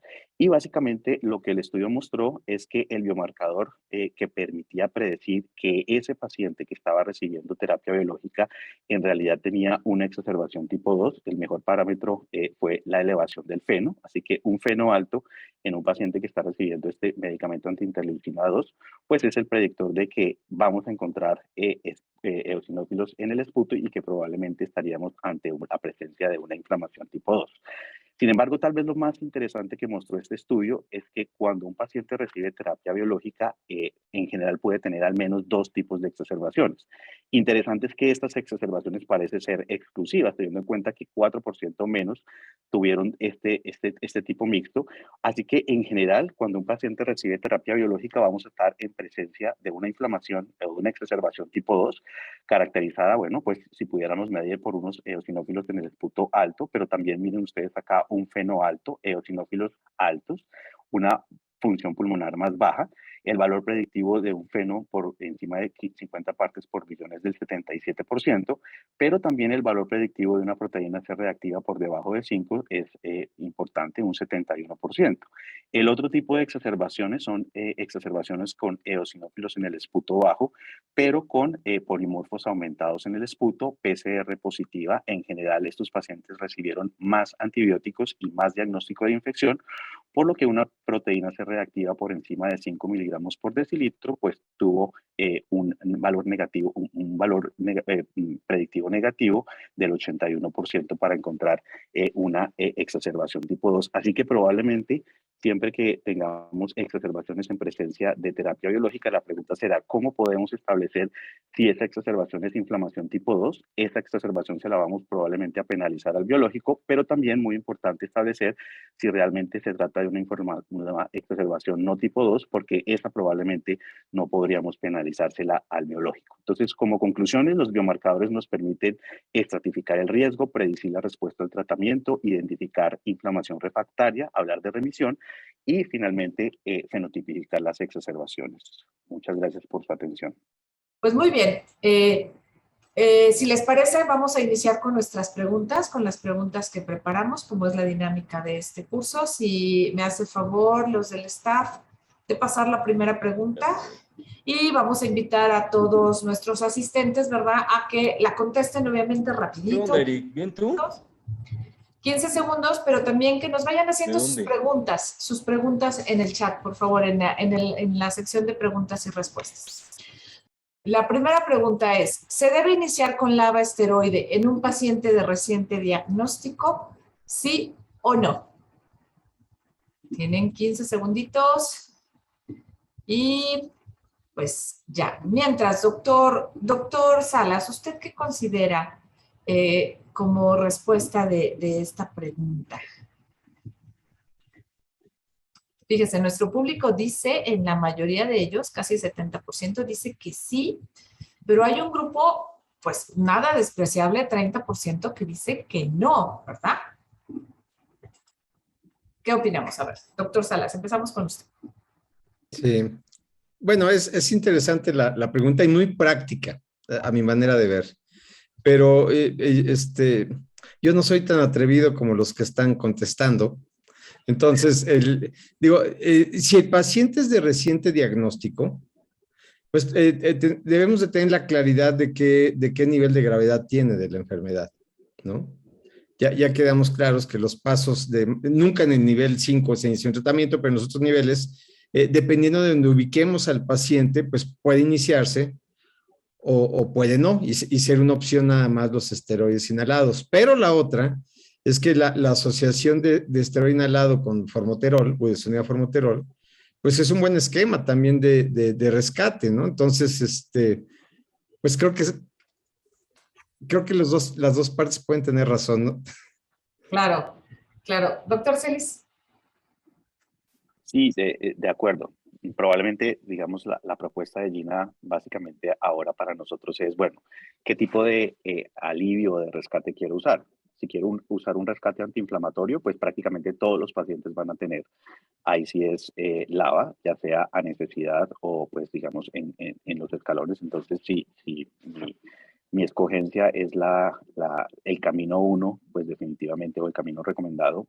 Todos los pacientes van a tener una combinación de ICS LABA, y por el contrario, si escojo por alguna razón usar un alivio o un rescate no antiinflamatorio, pues eso depende, digamos, en el paso en el que vaya a iniciar. Entonces, y bueno, esto también dependería del antecedente de exacerbaciones, si ha tenido síntomas nocturnos o si su función pulmonar, digamos, está disminuida. Entonces, probablemente nuestro papel básicamente es definir qué rescate quiero usar, porque al determinar el rescate que quiero usar, si es antiinflamatorio o no, automáticamente se determina, digamos, el resto de la estrategia que voy a emplear.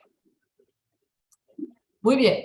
Bueno, en las láminas que yo presenté comentaba, ¿verdad?, que pues el paso 1 lleva esteroide de base, el paso 2 ya podemos poner el esteroide más el formoterol, como ya se comentó, y que el paso 3 pues a fuerza es eso, esteroide más un beta 2, que en este caso pues es formoterol, ¿no?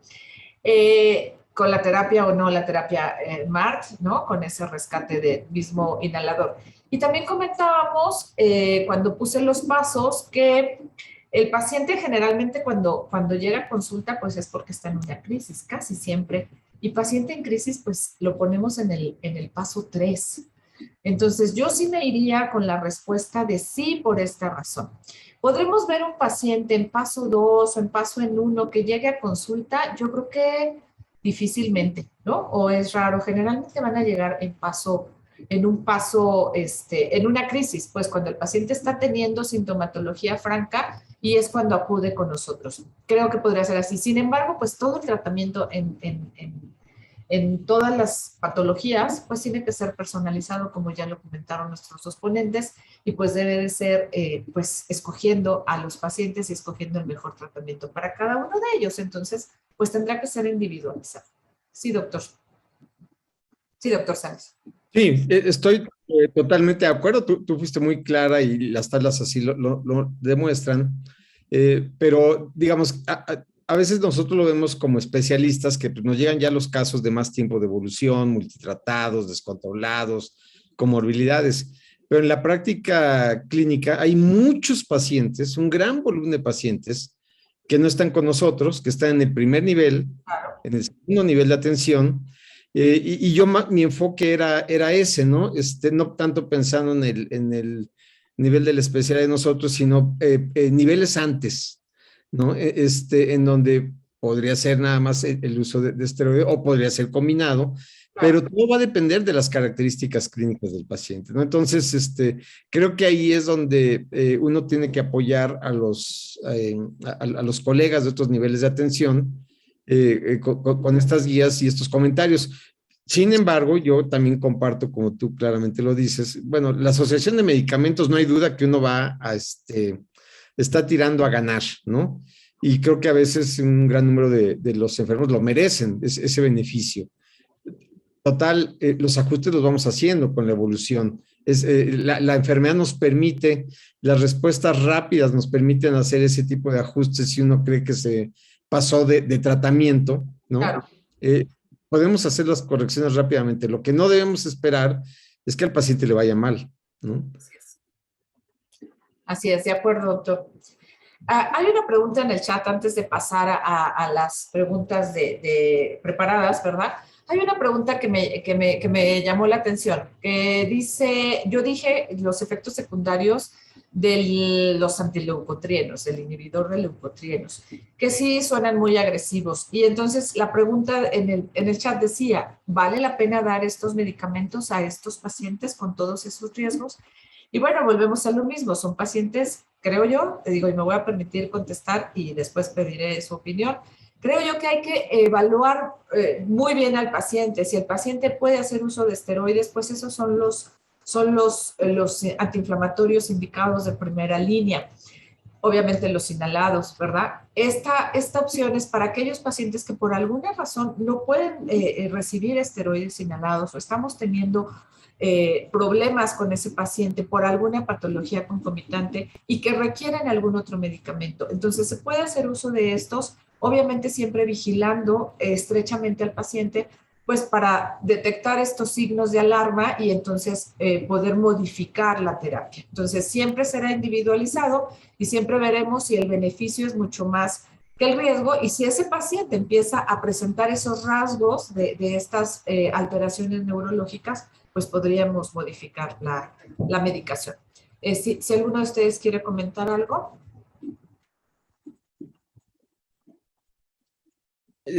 Sí, yo digo, comparto el criterio.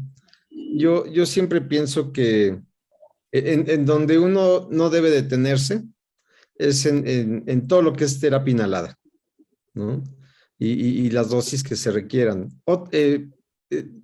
Digamos, medicamentos por vía oral o medicamentos sistémicos, excepto los esteroides, yo siempre diré que pensémoslo dos veces, porque nunca creo que estas opciones de tratamiento son complementarias, no superan, por supuesto, a las opciones de esteroides, broncodilatadores, etcétera. Y bueno, uno tiene que calcular bien. Tú utilizaste la palabra exacta, hay que individualizar.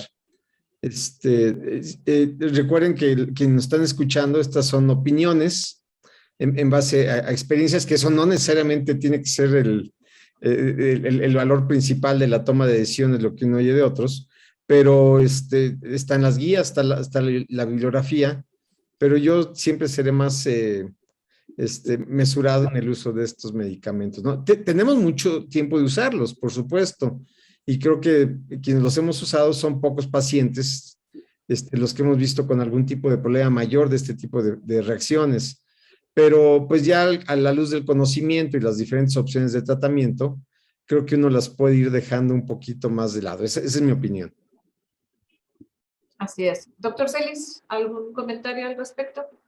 Sí, de acuerdo. Digamos, la pregunta es, bueno, en comparación con el esteroide, ¿qué añadiría desde el punto de vista de antiinflamación o de, digamos, de mejoría de la función pulmonar? Probablemente serían en pacientes muy seleccionados, aquellos donde probablemente el leucotrieno en orina, que sería el biomarcador para definitivamente escoger el tratamiento, está elevado, como pacientes con sinusitis crónica, pólipos, asma asociada a la menstruación, asma asociada al ejercicio, pero aún en esos pacientes, pues uno diría realmente con una combinación fija o con aumentar la dosis del esteroide, realmente sería, ¿cuál sería el beneficio real y clínico importante digamos, de adicionar un antileucotrieno, por ejemplo, en comparación con adicionar tiotropio? Entonces, digamos, y más teniendo en cuenta ahora este black box de la FDA, de acuerdo, probablemente tendría uno que tener, digamos, una seguridad de que el beneficio definitivamente va a ser mucho mayor que los posibles riesgos. Mayor precaución, ¿verdad? Pero sigue apareciendo, a pesar de esta alerta, pues sigue apareciendo en las guías, en todas está, ¿no? Esta indicación. Muy bien, tenemos otra pregunta. Esta, pues le voy a pedir al doctor Salas que inicie con ella porque es de su tema.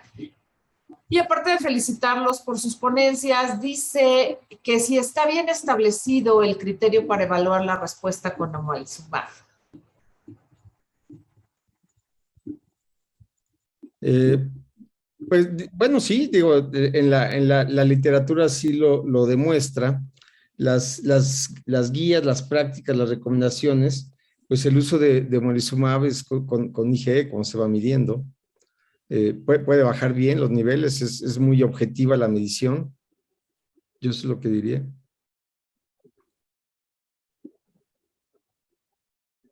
Doctor Celis, ¿tiene Sí, experiencia digamos, con omalizumab? de acuerdo, digamos, la evaluación en general, digamos, de la respuesta es prácticamente muy similar a lo que hemos venido hablando, dependiendo de lo que uno escoja, ya sea pues variables aisladas como exacerbación, disfunción pulmonar, suspensión de esteroide. Probablemente acá en este caso a las 16 semanas podría ser la evaluación inicial. O pues un desenlace conjunto, que es lo que de alguna forma quisiéramos. Desafortunadamente pues no tenemos información específicamente con OMA qué pacientes pueden llegar a esas categorías de superrespuesta o incluso de remisión. Y por el contrario, pues sí es frecuente, digamos, que los pacientes, o mejor, la principal causa de cambio a los nuevos biológicos, pues claramente viene de OMA. Entonces, y esto pues se demostró en el estudio OSMO, a cambio a una antiinterleucina 5, y lo interesante es que los principales predictores de falla terapéutica a OMA y mejoría con una antiinterleucina 5 eran de nuevo eosinófilos altos y la presencia de sinusitis crónica y pólipos. Entonces, pues la evaluación en general de la respuesta es muy similar y bueno, pues digamos, si el paciente tiene una evaluación adecuada, pues no habría necesidad de cambio, pero pues sí se ve con frecuencia que, digamos, no hay una respuesta adecuada. Y la evaluación es clínica, ¿no? Es clínica y hay evidencia tácita de que pues sí tenemos una buena respuesta. Me gustaría continuar con las preguntas del chat y hay una que es obligada siempre en este tipo de seminarios, ¿verdad? Siempre nos preguntan lo mismo y es yo creo que una inquietud que tenemos todos. ¿En qué momento vamos a suspender la terapia con biológicos? ¿En qué momento? ¿Cuánto tiempo se va a mantener esta terapia? Esta es una pregunta invariable, ¿no? Siempre estamos con esa inquietud. Después de que mi paciente está controlado, responde de maravilla a un biológico, ¿cuánto tiempo se lo voy a dar? Ninguno, dice yo. Digamos, más bien lo podríamos empezar diciendo, bueno, ¿qué realmente sabemos? Y bueno, hay evidencia con OMA y con MEPO de qué pasa cuando se suspende. Entonces, en general, hay un grupo de pacientes que sigue bien, pero también hay un grupo de pacientes que claramente pierden su control y vuelven a tener exacerbaciones. La Claro, cuestión es que en este momento no tenemos predictores de que un paciente se va a ir para uno u otro grupo. Así que, pues, digamos, plantearle a un paciente, vamos a suspender el medicamento y de alguna forma es una moneda en qué grupo va a quedar, pues probablemente no tendría en este momento mucho sentido. Lo que necesitaríamos es de alguna forma marcadores que nos dijeran o que dijeran hacia qué lado, digamos, se va a ir el paciente. Pero es claro que la suspensión pues se relaciona en un grupo importante con pérdida del control y por lo tanto pues no podríamos de alguna forma establecer en qué grupo va a quedar el paciente. Ahora, este concepto de remisión hasta este momento se viene trabajando es remisión durante el tratamiento. Es claro. decir, pues es evidente que si yo tengo mejoría de todo, pues es con el tratamiento. Probablemente llegar al concepto de remisión sin tratamiento, pues requerirá pues estudios adicionales. Ok, o sea, un desescalamiento de biológicos está complicado, ¿verdad? Está Esa complicado. podría ser, digamos, podría ser una estrategia y bueno, de alguna forma se ha planteado, pero pues evidentemente sí necesitamos pues estudios Claro, diseñados para que nos den esa información. claro. Doctor Salas. Sí, sí, comparto el comentario de Carlos. Digamos, necesitamos conocer mejor todavía. Sabemos en qué casos usarlo, conocemos las dosis, conocemos los cuidados que hay que llevar, las posibles reacciones adversas, el seguimiento que hay que hacer, o sea, los criterios de respuesta al biológico, eso lo tenemos claro. Ahorita, sin duda, la respuesta que no podríamos definir con precisión es cuánto tiempo, como ha sucedido con muchos medicamentos en enfermedades crónicas. Uno tiene al paciente controlado y pues hasta le da miedo retirar cuando están bien porque no se me vaya a descontrolar. En términos generales, en casos que han respondido bien y que tienen todos estos criterios de mejoría clínica, funcional, disminución de dosis, de esteroides, etcétera, lo que se recomienda como un comentario general son esquemas de 12 meses por lo menos.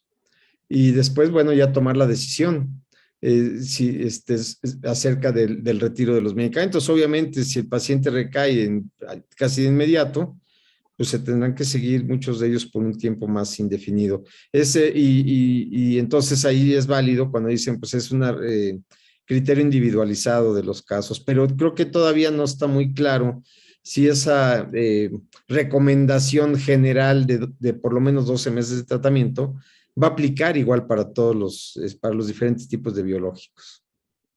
Así es. Pues como les digo, es pregunta obligada y la mayoría de los ponentes y de lo que yo he podido ahí un poquito consensar, ¿verdad? Es que son 2 años, no un año. Eh, como usted dice, siempre será una respuesta individualizada, pero se habla alrededor de 24 meses como para pensar en suspender. Sin embargo, también se ha visto que a los pacientes que suspenden porque se sienten bien, ¿verdad?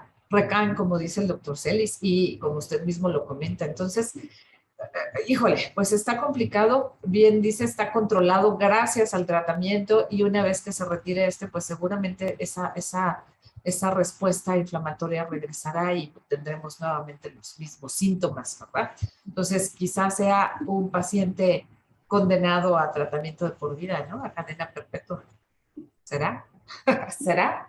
Bueno, no sabemos, ¿verdad? Pero Si sí, si el bolsillo lo permite. ¿verdad? Sí, claro, por supuesto. Por supuesto, pero sí son pacientes que cuando lo han suspendido, pues tienen ese regreso de los síntomas, esa recaída a la sintomatología. Entonces, pues sí, les funcionan muy bien, pero al suspenderlos, pues, pierden ese control.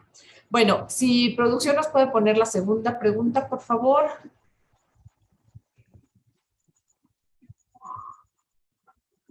Esta es, cuando un paciente no responde al tratamiento de dosis altas de esteroide, ¿sí? Más ya su beta 2 de acción prolongada, más su anticolinérgico, ¿en ese momento se considera usar biológicos, sí o no? 15 segunditos. Y nuevamente voy a empezar con el doctor Salas. Doctor Salas, no es mala acción, simplemente usted dio ese tema. Entonces, pues vamos a platicar un poquito. Si con eso usted ya decide intentar poner biológicos. El 70% nuevamente dice que sí, el 30% dice que no. Sí, como la pregunta lo dice, ¿no? Esteroides en dosis altas, Ajá. broncodilatadores, y el paciente clínicamente está mal. Digo, así como está la respuesta, yo también respondería sí.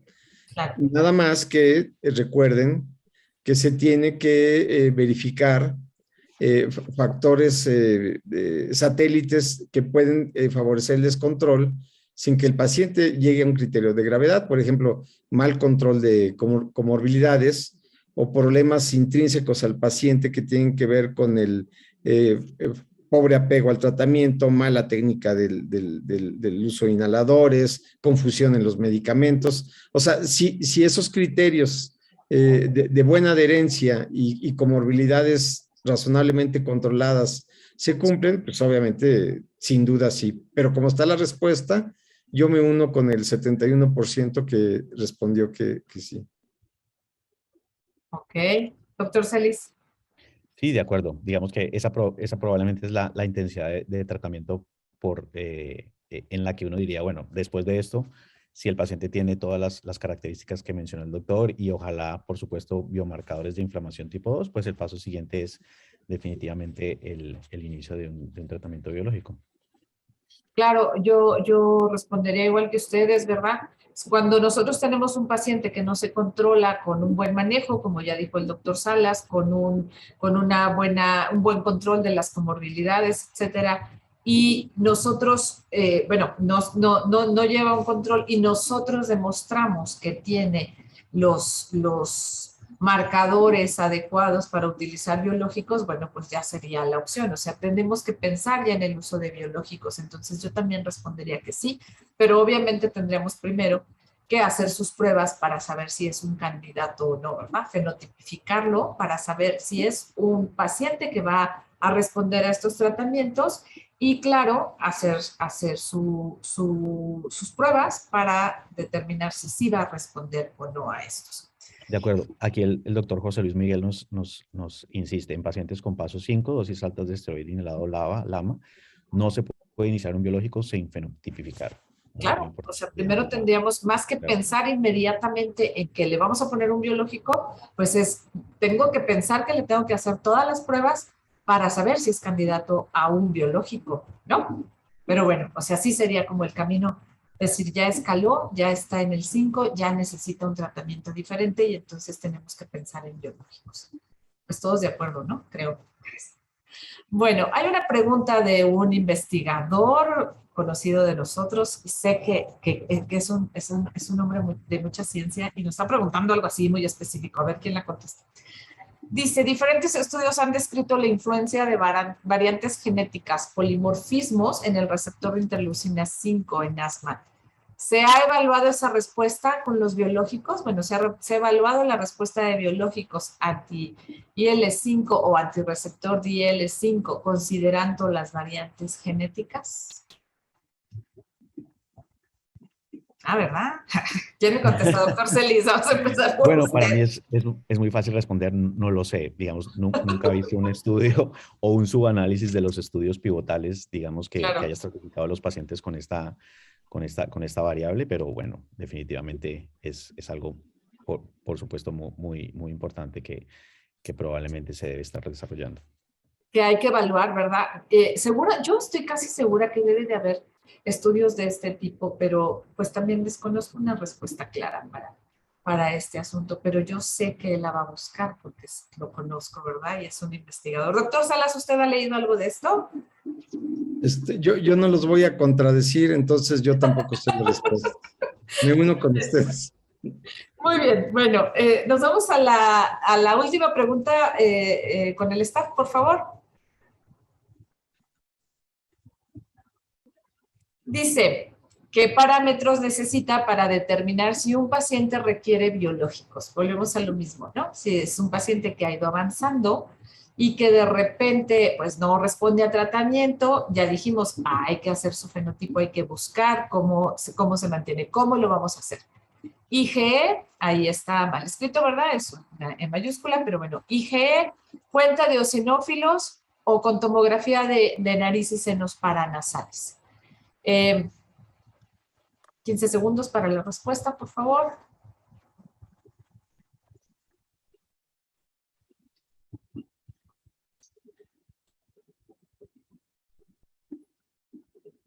Listo. Vamos a ver. ¿Quién empieza? Doctor Celis. Y de acuerdo, digamos, como lo discutíamos también en la pregunta anterior, el paso indispensable es establecer si existe o no un endotipo de inflamación tipo 2, y pues esto lo hacemos con la presencia de al menos uno de los tres biomarcadores, por lo que pues el más, digamos, disponible probablemente para todos es los eosinófilos. Doctor Salas. Sí, creo que el criterio es muy puntual.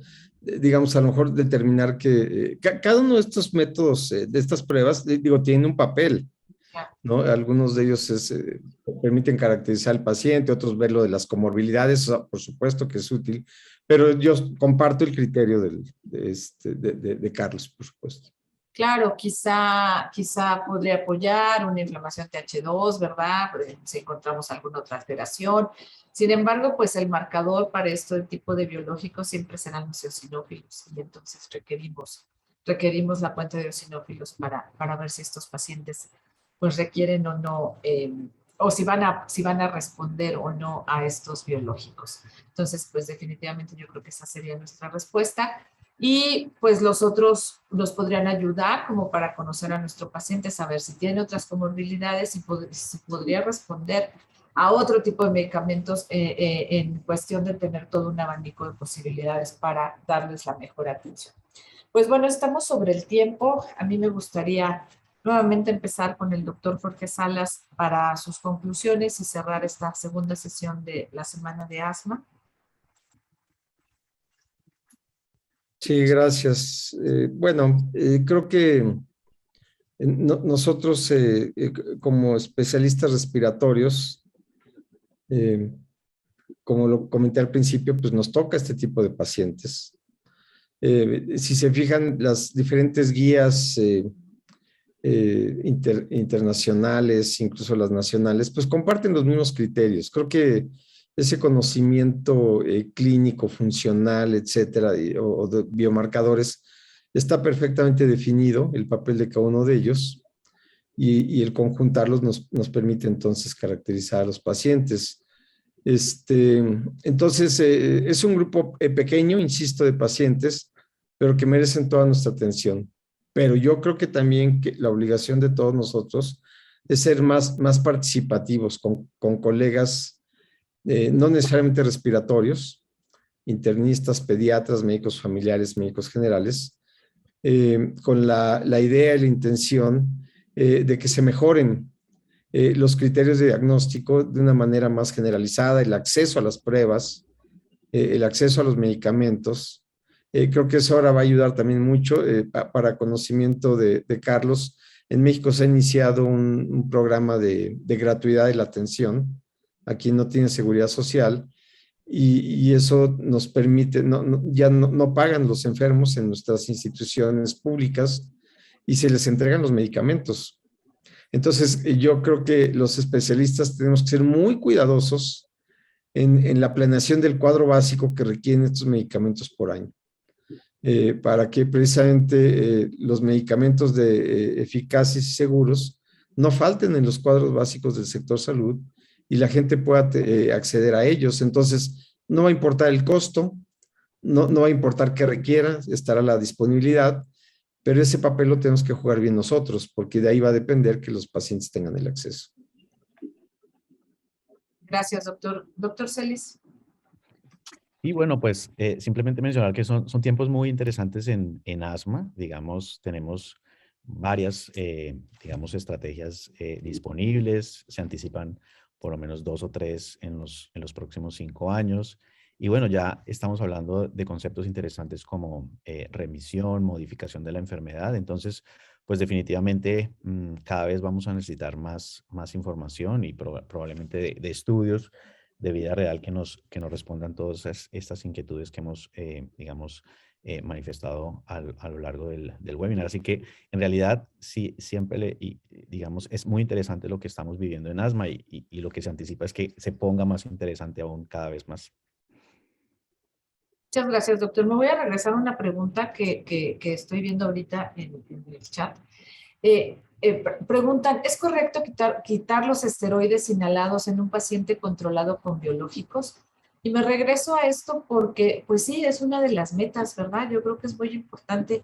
Si nosotros vemos que nuestro paciente no está respondiendo a esas dosis altas de esteroide, lo fenotipifico y sé que ese paciente puede responder, pues que tiene el perfil para responder a un biológico y se lo pongo y responde, pues claro que puedo bajar las dosis de esteroides o esa sería la intención, empezar a disminuir el tratamiento. ¿Ustedes tienen una opinión diferente, doctor Celis, doctor Salas?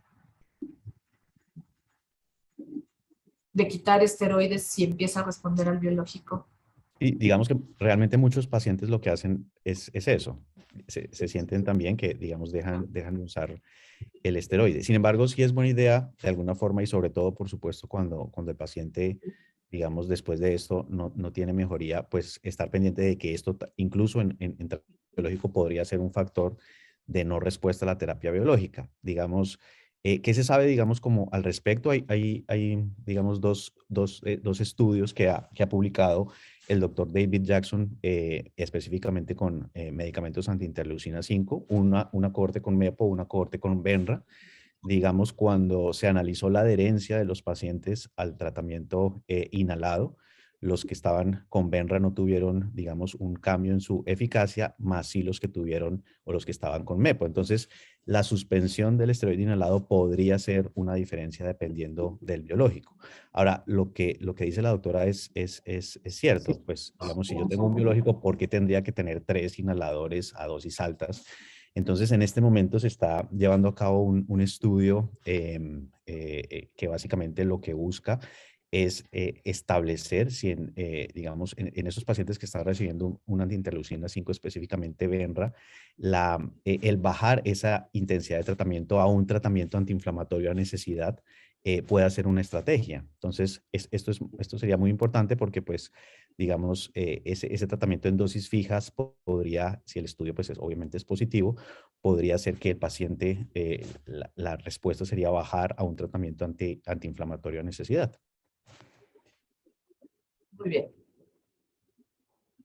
Bueno, pues a mí me gustaría cerrar retomando un poquito lo que dijo el doctor Salas, de este asunto de que ahora tenemos pues un nuevo programa de gratuidad y esto nos permite ofrecer un tratamiento o que el paciente tenga una adherencia pues mejor, ¿verdad? Porque va a tener los medicamentos. Entonces, sí me gustaría cerrar con este lema de nuestro Día Mundial del Asma, ¿verdad? El lema de cerrar las brechas que tenemos con nuestros pacientes. Entonces, yo creo que tenemos las herramientas con las guías, con los cuestionarios, con todas estas estrategias donde podemos colocar al paciente exactamente donde debe estar, tener claro en qué paso está, en qué momento de su enfermedad está y qué medicamento sería el más apropiado para ellos. Muchas veces se utilizan medicamentos pues porque es el que está a la mano, porque es el que es más económico, porque es el que tiene la institución, pero ahorita tenemos esa gran oportunidad de darle al paciente lo que realmente requiere y entonces quizá cambiemos ese 8% de control por un control, pues, ¿qué sería? No sé, si ustedes me preguntan yo les diría que queremos el 100%, ¿verdad? Pero bueno, tener a nuestros pacientes lo más controlados posible, insisto, teniendo sus actividades físicas, todo, ¿no? De actividad común, de actividades laborales al 100% y de llevar a estos pacientes a todos sin sin hacer discriminación por posición económica, raza, etcétera, a un nivel de control adecuado para que no pierdan función pulmonar, para que no se vaya deteriorando su calidad de vida. Yo con esto cerraría. Tenemos que cerrar esas brechas que hemos tenido tanto por desconocimiento como por cuestiones socioeconómicas, etcétera, pero pues vamos a intentar dar el mejor tratamiento y pues ojalá nuestras autoridades nos permitan dar el mejor tratamiento posible para cada uno de nuestros pacientes de forma individualizada. Pues muchísimas gracias, doctor Celis. Muchísimas gracias, doctor Salas. Es un honor para mí el haber compartido este seminario con ustedes. Muchísimas gracias a todos los asistentes, ¿verdad?, por estar con nosotros esta noche. Espero que este seminario haya sido de interés para todos ustedes y que nos ayude a resolver los problemas de nuestros pacientes. Pues muy buenas noches. La puntualidad inglesa son las 9. Nos retiramos. Buenas noches a todos. Hasta luego.